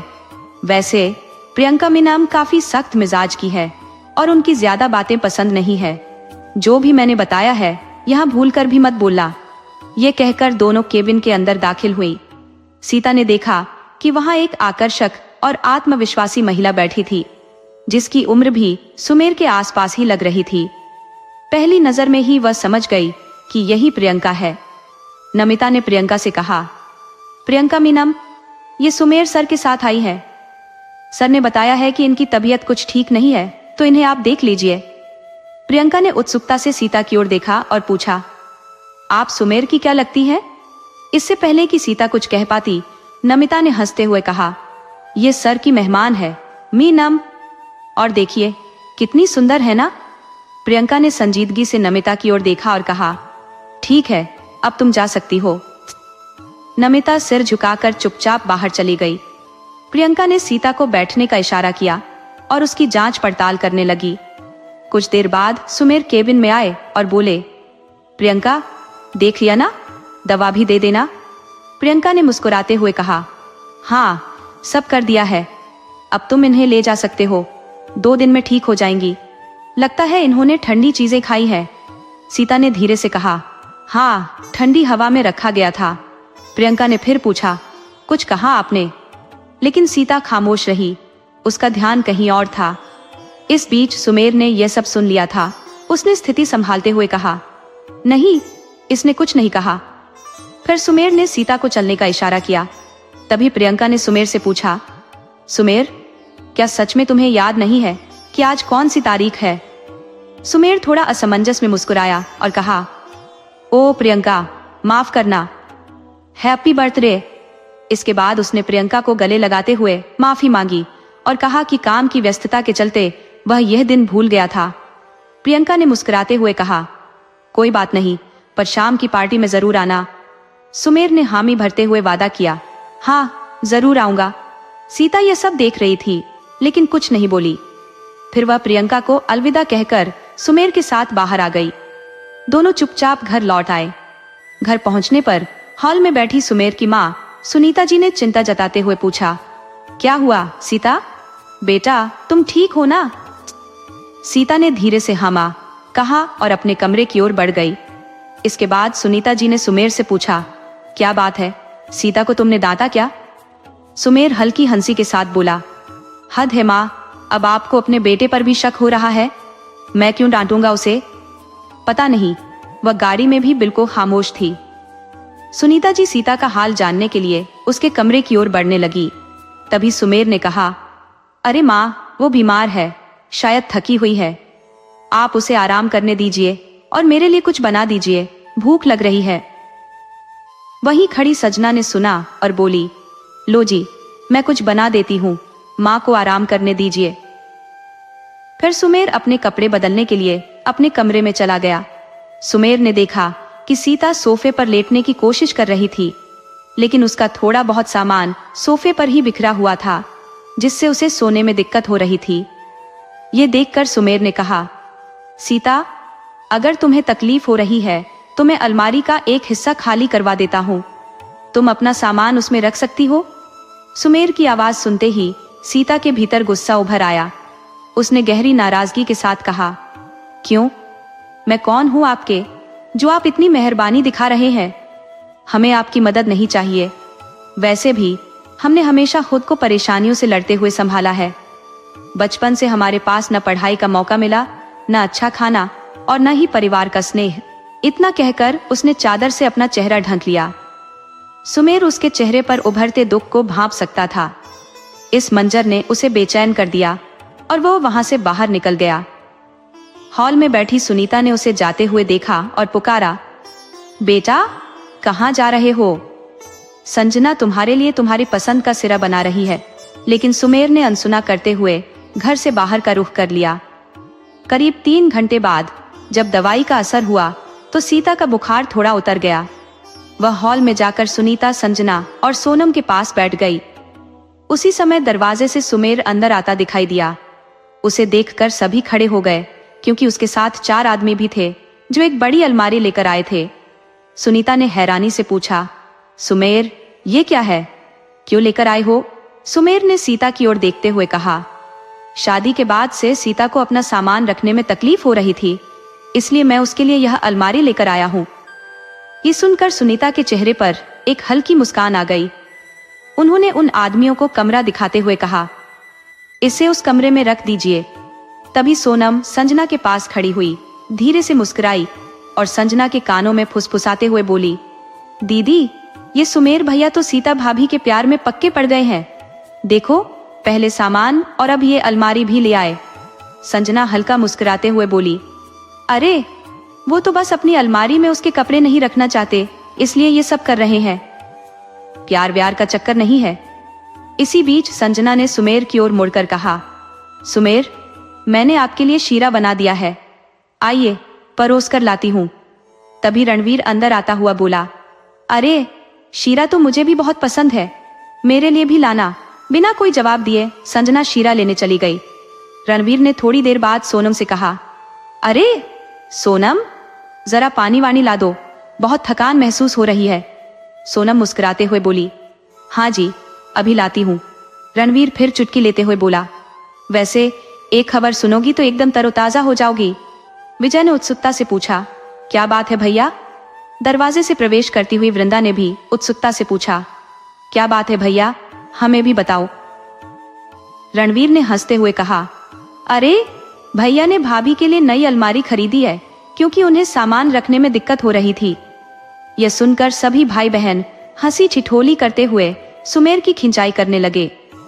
वहीं सीता चुपचाप सिर झुकाए खड़ी थी, जबकि सुमेर बिना किसी को दिखाए सीता को एक गहरी निगाह से देख रहा था। कुछ देर बाद सभी अपने अपने कमरों में चले गए। सुमेर और सीता भी अपने कमरे में लौट आए। सुमेर ने सीता की ओर देखते हुए कहा, आप अपने कपड़े इस अलमारी में रख सकती हैं। पर सीता ने ठंडी आवाज में कहा, नहीं नहीं, हमें अपनी चीजें यहाँ रखने की जरूरत नहीं है, और आप हमें कुछ न कहे। सीता का यह जवाब सुनकर सुमेर के भीतर गुस्सा उभर आया, लेकिन उसने खुद को शांत रखने की कोशिश की। सीता के पास जाकर सुमेर ने कहा, लाओ, मैं सामान कपड़े में समेट देता हूँ। सीता उसकी ओर संजीदगी से देखती हुई बोली, आप मेरे सामान से दूर रहिए। ये सुनकर सुमेर थोड़ी देर उसे घूरने लगा। सीता ने उसकी नजर पकड़ ली और पूछा, क्या देख रहे हो, क्या सोच रहे हो? सुमेर ने बिना जवाब दिए हल्का सा मुस्कुराया और अचानक सीता को अपनी बाहों में उठा लिया। सीता क्रोधित स्वर में बोली, नीचे उतारिए, यह ठीक नहीं है। सुमेर ने उसे चुप रहने का इशारा करते हुए कहा, अगर कुछ और कहा तो गिरा दूंगा। यह सुनकर सीता चुप हो गई। फिर सुमेर ने उसे एक पेड़ की डाल पर बैठा दिया और उसके सामान को धीरे धीरे अलमारी में सजाने लगा। ये सब देखती हुई सीता के मन में अजीब सी खुशी उमड़ आई। वह चुपचाप उसे काम करते हुए निहारती रही। थोड़ी देर बाद सुमेर ने काम खत्म कर कहा, देखो सीता, तुम्हारा सारा सामान मैंने व्यवस्थित कर दिया है। ये कहते हुए उसने एक नजर उधर डाली और सीता ने शरारत से अपना चेहरा दूसरी ओर मोड़ लिया। फिर सुमेर सीता के पास आया और बोला, चलो यहाँ से उठो। ये सुनते ही सीता का गुस्सा उबाल पर आ गया और वह नाराजगी में उससे मुंह फेर कर बैठ गई। सुमेर ने ठंडी आवाज में कहा, क्या घूर रही हो, उठो। सीता भारी मन से उठी और धीरे से बोली, जब उठाना ही था तो बिठाया क्यों? सुमेर ने बीच में एक तकिया रखा और बोला, सीता देखो, इस तकिए के उस तरफ तुम सो जाओगी और इस तरफ मैं। उसकी बात सुनकर सीता एक तक देखती रह गई। उसने खुद को चिकोटी काट कर देखा, मानो ये सब किसी जादू का असर हो। फिर अचानक उसकी तंद्रा टूटी और सुमेर ने मुस्कुराते हुए पूछा, क्या सोच रही हो? सुमेर ने कहा, सीता, अगर हम पति पत्नी की तरह नहीं रह सकते तो क्या एक दोस्त की तरह भी नहीं रह सकते? यह सुनकर सीता हल्के से मुस्कुराई और सहमति में सिर हिलाया। इसके बाद दोनों कमरे से बाहर निकले, जहां पूरा परिवार बैठा हुआ था। वहां पहुंचते ही रणवीर ने कहा, पापा, भैया की शादी के बाद तो कोई पार्टी हुई ही नहीं, हमें एक रिसेप्शन तो करना चाहिए। विजय ने भी हामी भरी और रिद्धिव सोनम ने भी सहमति जताई। रणवीर ने संजना की तरफ देखते हुए पूछा, संजना, तुम भी तो यही चाहती हो कि रिसेप्शन की पार्टी हो और दोनों को सबका आशीर्वाद मिले? संजना थोड़ी मुस्कुराई और सिर हिलाया। तभी दीदी ने कहा, हाँ, पर शायद संजना भाभी को अच्छा न लगे, क्योंकि ये रिश्ता तो पहले सुमेर भैया के लिए आया था। उनके मना करने के बाद ही रणवीर भैया से ये शादी हुई। ये सुनते ही सबकी नजरें संजना पर टिक गई और रणवीर शर्मिंदगी से सिर झुकाए बैठा रहा। संजना भी वहां थोड़ी असहज हो गई और सबसे ज्यादा आश्चर्य में सोनम रह गई थी, जो यह सुनकर चुपचाप सोच में डूबी हुई थी, जिसे देखकर ऐसा प्रतीत होता था कि सीता की आर्थिक स्थिति के कारण संजना उससे द्वेष रखती है। ये सच्चाई जानने के बाद संजना का चेहरा एक क्षण के लिए स्तब्ध रह गया। थोड़ी देर बाद संजना उठकर चली गई और उसके साथ रणवीर भी बाहर निकल गया। रित्य भी बहुत उदास थी और सबसे क्षमा याचना कर रही थी। उस समय सभी लोग एक एक कर अपने अपने कमरों की ओर चले गए, परंतु सुमेर और सीता वहीं बैठे रहे। सुमेर ने एक नजर सीता की ओर किए बिना पूछा, क्या तुम्हें इस बात से ठेस पहुंची? सीता ने सहजता से उत्तर दिया, नहीं, मुझे क्यों बुरा लगेगा? आखिरकार हम पति पत्नी भी तो नहीं है। यह तो हमारी नई मित्रता है, इसमें मुझे क्या आपत्ति हो सकती है? यह कहकर सीता भी उठकर अपने कमरे की ओर चली गई, परंतु सुमेर को यह उत्तर कुछ विशेष नहीं लगा और वह उसकी ओर तब तक देखता रहा जब तक वह अपने कमरे में चली नहीं गई। फिर सुमेर अपने कमरे में जाकर तैयार होने लगा। जब सीता ने उसे सज-धज कर बाहर जाते देखा तो पूछ बैठी, आप कहीं जा रही हैं? सुमेर ने संक्षिप्त उत्तर दिया, हाँ, आज रात का भोजन बाहर ही करूंगा। ये तुम्हें बताना भूल गया था। सीता ने व्यंग्य भरे स्वर में कहा, मुझसे क्यों कह रही हैं? माँ को बताइए, हम आपकी पत्नी नहीं है। सुमेर ने शांत लहजे में कहा, इस छोटी सी बात पर इतना क्यों कह रही हो? ठीक है, माँ को बोल दूंगा। सीता ने भी बेपरवाही से कहा, ठीक है, मैं बता दूंगी। सुमेर तैयार होकर चला गया और सीता वहीं पर बैठी रह गई।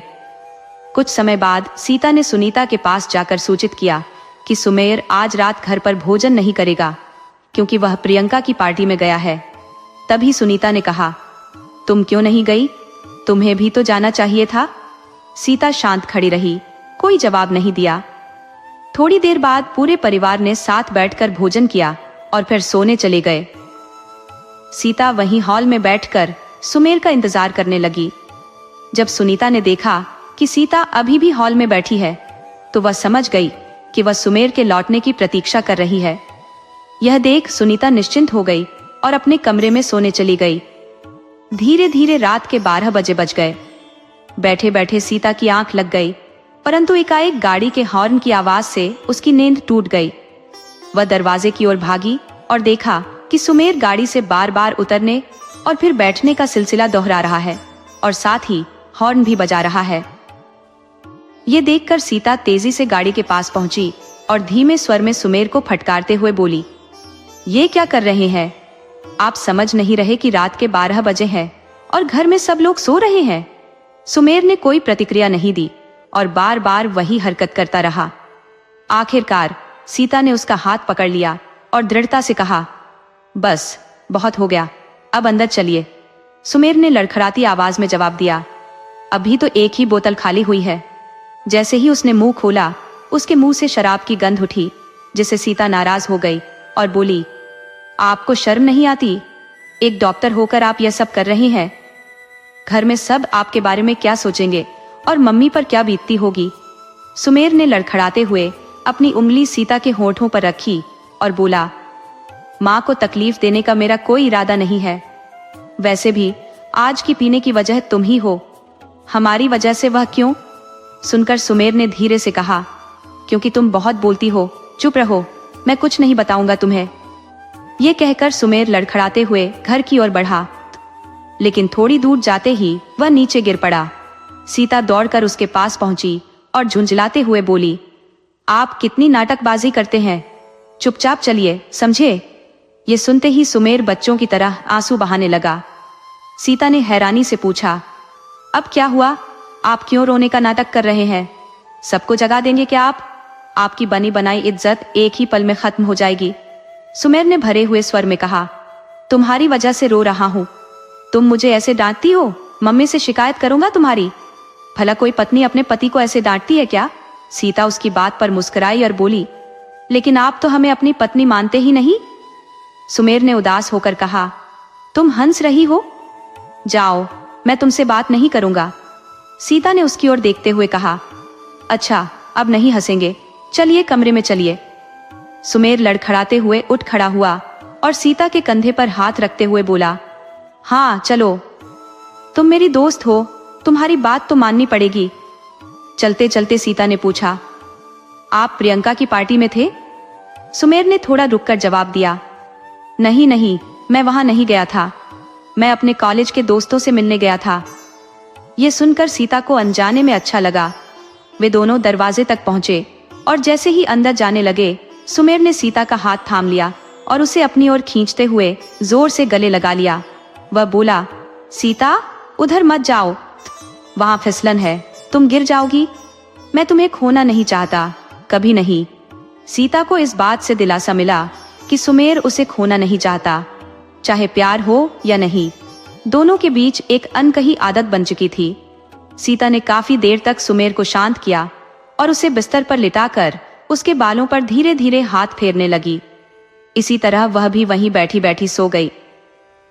सुबह जब सुमेर की आंख खुली तो उसने देखा कि सीता वहीं उसके पास बैठी सोई हुई है और उसके सिर में हल्का दर्द हो रहा था। पिछली रात की धुंधली यादें उसकी चेतना में लौट आईं। वह दोस्तों से मिलने गया था और कुछ ड्रिंक कर ली थी। सीता की ओर देखते हुए उसने सोचा, शायद मेरी वजह से इसे कल रात काफी मुश्किलों का सामना करना पड़ा। सुमेर ने धीरे से सीता के सिर के पीछे तकिया लगाने की कोशिश की, तभी उसकी नींद टूट गई। सुमेर को खड़ा देखकर वह भी तुरंत उठ गई। उसने चिंतित स्वर में पूछा, आप ठीक है? सुमेर ने गहरी सांस लेते हुए कहा, हाँ, मुझे क्या होगा? उसके जवाब से ऐसा लग रहा था कि उसे कुछ भी याद नहीं। सीता के मन में यह विचार कौन था कि उसे पिछली रात की कोई बात कैसे याद नहीं है। सुमेर फ्रेश होने बाथरूम चला गया और सीता वहीं बैठी सोचती रही। थोड़ी देर बाद जब वह बाथरूम से बाहर आया तो उसने सिर्फ एक तौलिया लपेट रखी थी।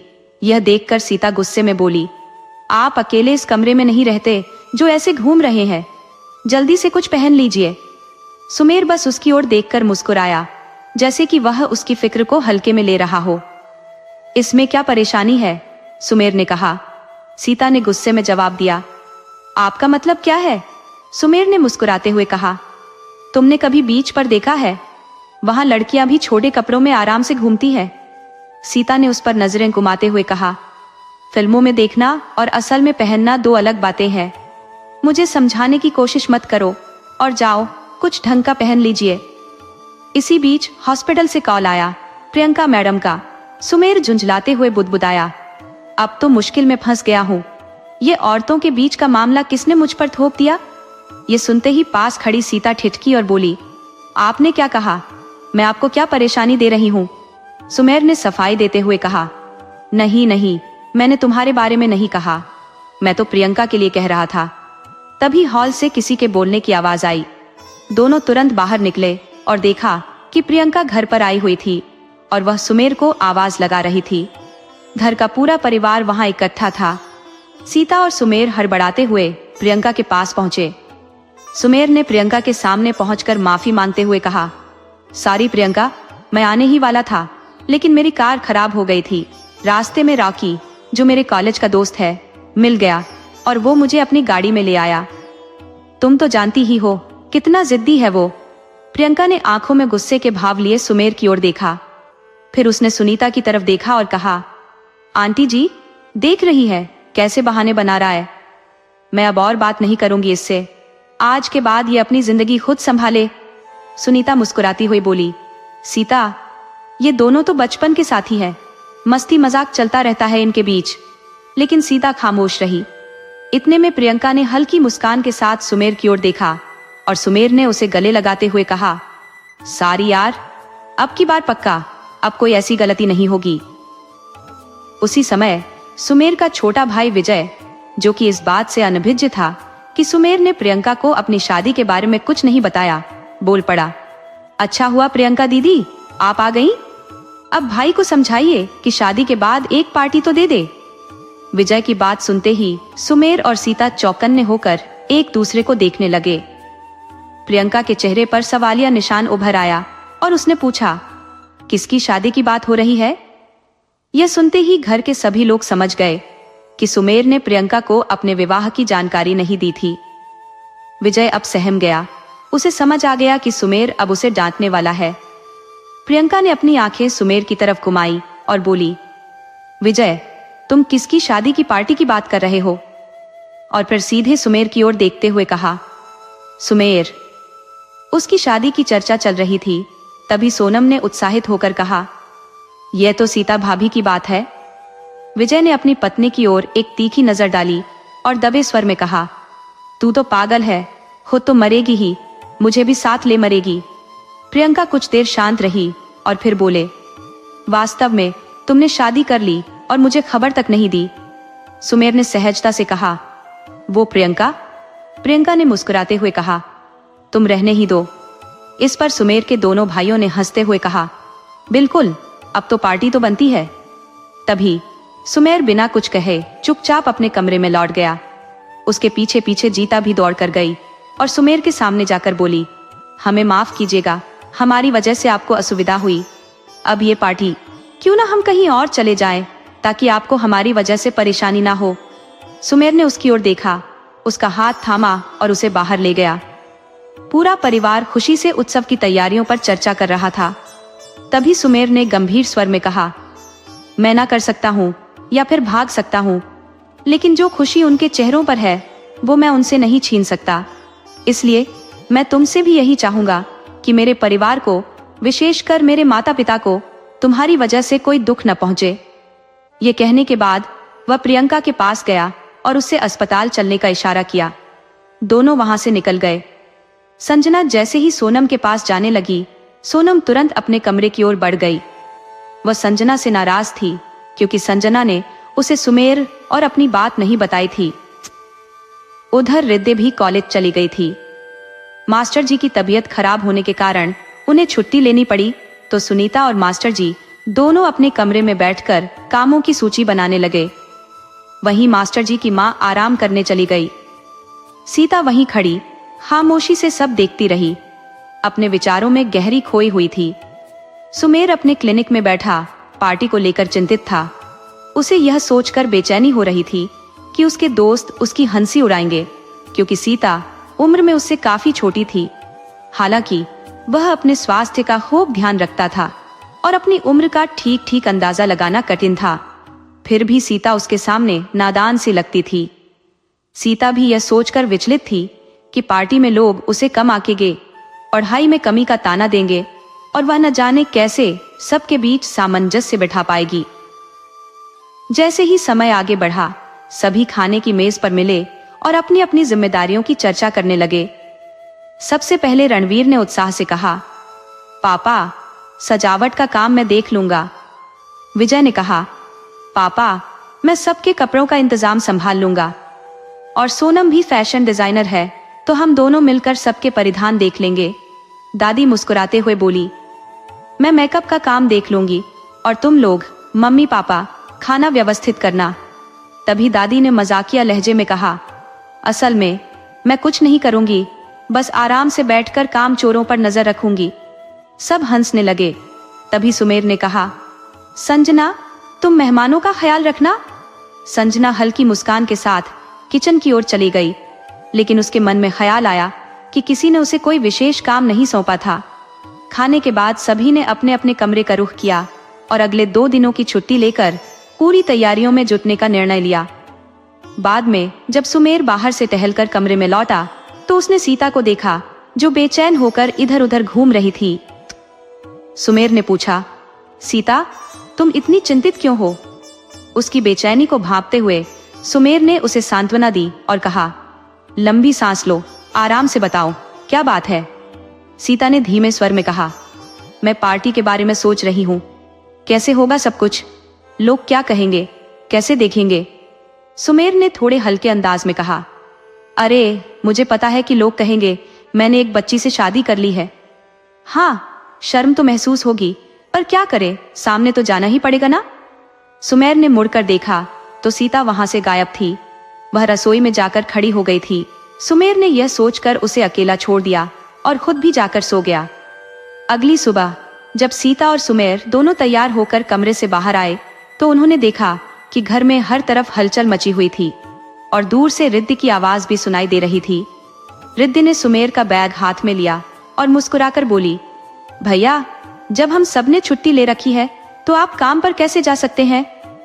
वैसे भी मैंने आपके ऑफिस में फोन करके कह दिया है कि अब आपकी 4 दिनों की छुट्टी शुरू हो चुकी है। ये कहकर रिद्धि सुमेर का बैग ले गई। सुमेर असमंजस में मास्टर जी के पास जाकर बैठ गया और बोला, पापा जी, घर पर खाली कैसे बैठ सकता हूँ? मुझे वहां कई जरूरी काम निपटाने होते हैं। मास्टर जी ने मुस्कुराकर कहा, बेटा, जीवन में कुछ दिन ऐसे भी होने चाहिए जो सिर्फ अपने लिए हों। याद है, पिछले 10 सालों में तुमने एक दिन भी छुट्टी नहीं ली है। अब थोड़ा आराम कर लो। सुमेर मास्टर जी की बातों का कोई जवाब नहीं दे पाया और चुपचाप अपने कमरे में चला गया। सीता भी उसके पीछे पीछे कमरे में गई और वहां सफाई करने लगी। सुमेर ने उसे देखकर पास बुलाया। वह धीरे धीरे सुमेर के पास गई। सुमेर ने गहरी नजरों से उसे देखते हुए कहा, ये क्या कर रही हो? सीता ने सीधी सादी आवाज में कहा, जी, सफाई कर रही थी।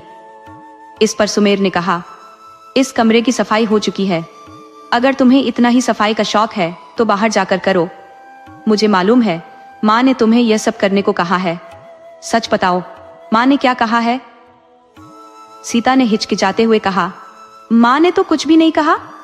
सुमेर उसकी बात सुनकर नाराज हो गया और बोला, हटो, मैं खुद माँ से पूछ लेता हूँ। घबराकर सीता बोली, अरे नहीं, माँ ने कहा था कि अपनी बहुओं पर नजर रखनी चाहिए। यह सुनकर सुमेर मुस्कुराया और उसे कुछ नहीं कहा, बस उसकी ओर इशारा करते हुए शांत हो गया। क्रोधित होकर सुमेर ने कहा, देखो सीता, मेरा दिमाग मत खराब करो, समझ गई ना? ये सब केवल तुम्हारी वजह से हो रहा है और ये पति पत्नी का खेल तुमने लगा रखा है। मैं तुम्हारा पति नहीं हूं, समझी? और एक बात, माँ की बातों पर इतना ध्यान मत दिया करो, तुम समझ रही हो ना? सीता ने इन कठोर शब्दों को चुपचाप सुना, आंखें झुका ली और बिना कुछ कहे खड़ी रही। सुमेर उसे घूरते हुए बोला, तुम्हें ये सब करने की जरूरत नहीं है। मैंने पहले भी कहा है कि मुझे अकेले रहने की आदत है, लेकिन मैंने तुम्हें दोस्त समझकर यह इजाजत दी थी कि इस कमरे में रह सको, पति पत्नी बनकर नहीं। समझ गई? सीता ने सिर हिलाकर सहमति जताई, बिना उसकी ओर देखे। सुमेर ने ठंडे लहजे में कहा, अब जाओ यहां से। सीता चुपचाप बाहर निकल गई। आंसू उसकी आंखों में छलक आए थे। अपने भावनाओं को छिपाने के लिए वह बगीचे की ओर चली गई और वहीं एक कोने में बैठकर सोचने लगी, शायद सुमेर ठीक ही कह रही है, मेरी वजह से ही उन्हें इतनी परेशानी हो रही है। कुछ समय बाद जब वह घर के अंदर लौटी तो उसने देखा कि सभी लोग बड़े उत्साह के साथ अपने अपने काम में व्यस्त थे। वह कुछ आगे बढ़ी और देखा कि सुमेर किसी से फोन पर बातें कर रहा था। उसे यूं देखती रह गई और सोचने लगी कि आखिर क्यों इस इंसान की बातें उसे इतनी गहराई तक प्रभावित करती है। आखिर उसने ही तो इस रिश्ते को दोस्ती का नाम दिया था, फिर जब वही दोस्ती की बात करता है तो उसे दर्द क्यों होता है? कुछ देर बाद सुमेर ने फोन रख दिया और उसकी ओर बढ़ा। सीता के सामने आकर उसने ठहर कर पूछा, तुम मुझे ऐसे क्यों देख रही हो? अपने भावों को काबू में रखते हुए सीता बोली, जी नहीं, मैं आपको नहीं देख रही थी। हम लोग तो उस वक्त सामने दीवार पर बैठे छिपकली को घूर रहे थे। कहीं ऐसा न हो कि वो आपके ऊपर गिर जाए। इस ख्याल से मेरे दिमाग में एक पल को हलचल मच गई। फिर मैं कुछ पूछने ही वाला था कि सीता ने जैसे मेरी सोच को भांप लिया और बिना कुछ कहे तेजी से वहां से भाग गई। सुमेर ने पीछे से आवाज दी, रुको सीता। लेकिन सीता फुर्ती से रसोई घर की तरफ भाग खड़ी हुई। सुमेर बड़बड़ाया, अजीब लड़की है। इतने में रणबीर ने कहा, भैया, मैंने अपना सारा काम पूरा कर लिया है, अपना शोध भी खत्म कर लिया है। इस पर सुमेर ने थोड़े अनमने ढंग से जवाब दिया, तो मुझे बताने की क्या जरूरत थी? जो करना है तुम लोग ही देखो। इतना कहकर वह वहां से निकल गया। 2 दिन बाद पार्टी का दिन आ पहुंचा। मास्टर जी ने सभी को इकट्ठा कर खड़े लहजे में हिदायत दी, आज शाम कोई गड़बड़ नहीं होनी चाहिए, समझ गए? इस पर सुनीता ने मुस्कुराते हुए कहा, आप तो निश्चिंत रहे मास्टर जी, आज सब अच्छा ही होगा। मैं अत्यधिक प्रसन्न हूं अपने पुत्र और बहू के लिए। विजय ने संतोष प्रकट करते हुए कहा, हाँ, अब भैया की जीवन में भी कोई है जो उनका ध्यान रख सकेगा।